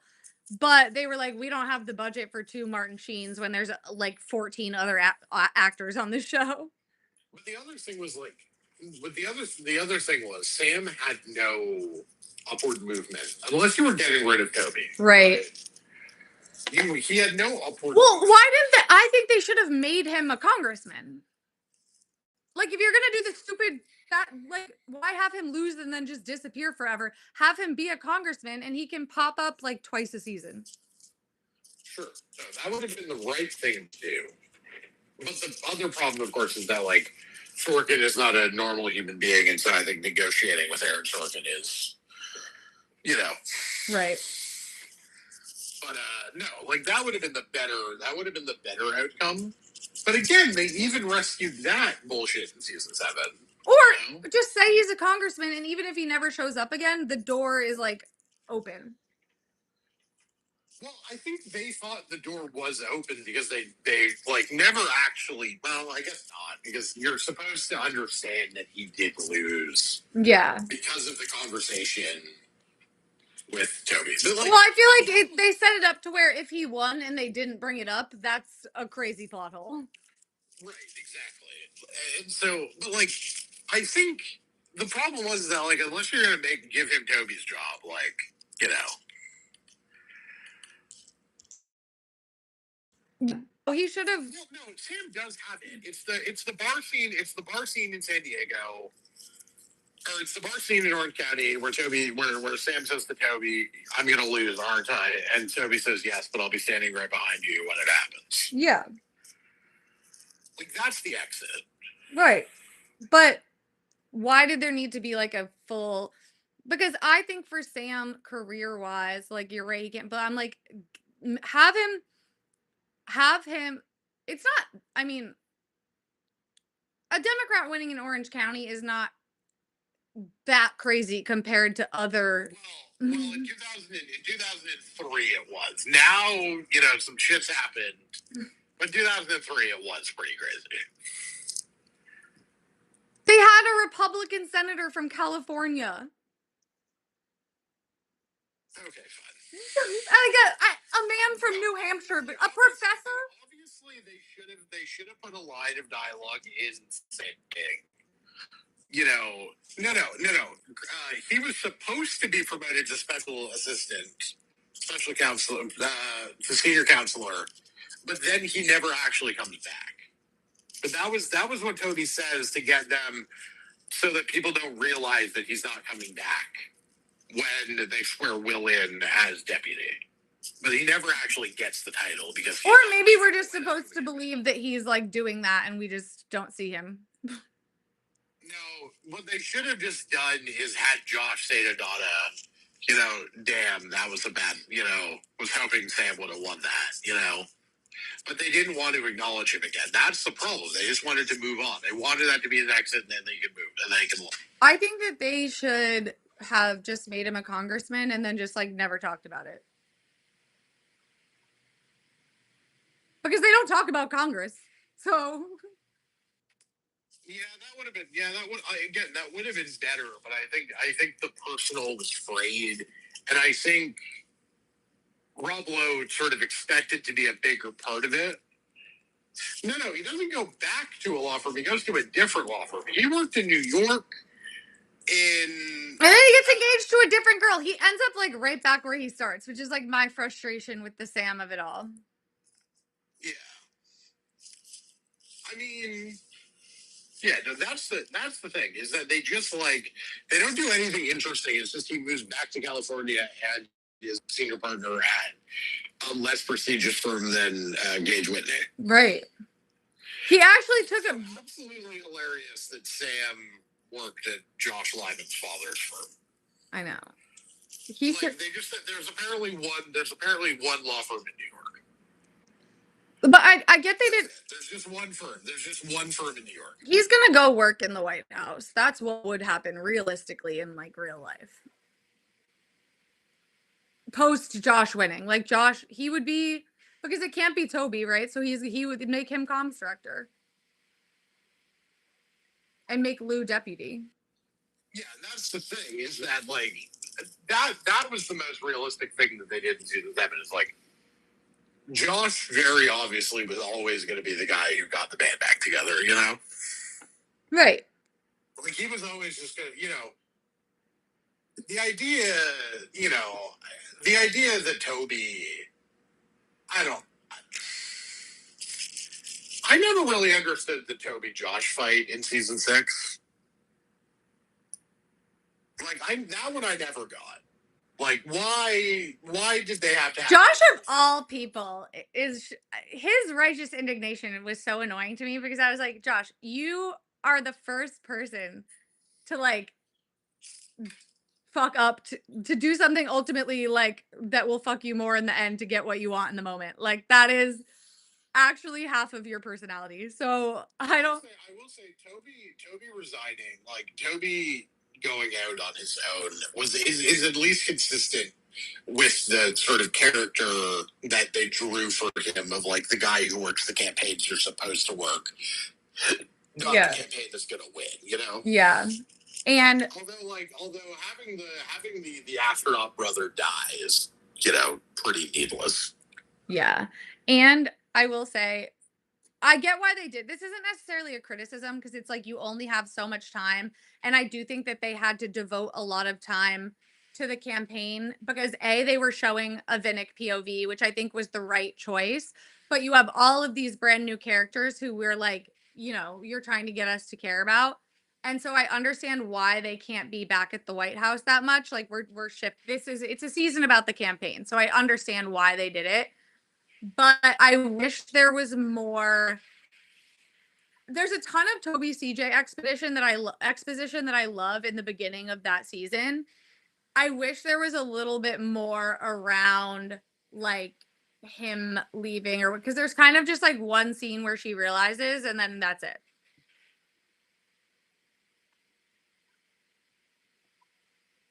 Yeah, no. I mean, the other thing is that like I have never felt that the Josh Toby of it all got like resolved adequately because it's like Josh visits him in Josh visits him at one point. They like yell at each other for a bit, and then like Toby isn't seen for 4 episodes, and then Josh and Toby are, No, I agree that it undercuts the impact. No, they should have. That's also true. But like for me, it's like Josh and Toby are screaming at each other, and then like 4 episodes later, Toby is just like an unofficial campaign advisor.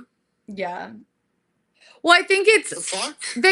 I think it's like they could have done a better job, but I think like what it was is like Josh, it's like in a moment of desperation, like he needed like he I've been in these relation not like romantic relationships, but like relationships where it's like at the end of the day, like you can have like major beef with someone, but like sometimes it's like that person you need help and unfortunately only they can give it to you and you know that they will. You just have to humble yourself enough to ask. And like I think Josh got to a point where he like was like, okay, I like have to.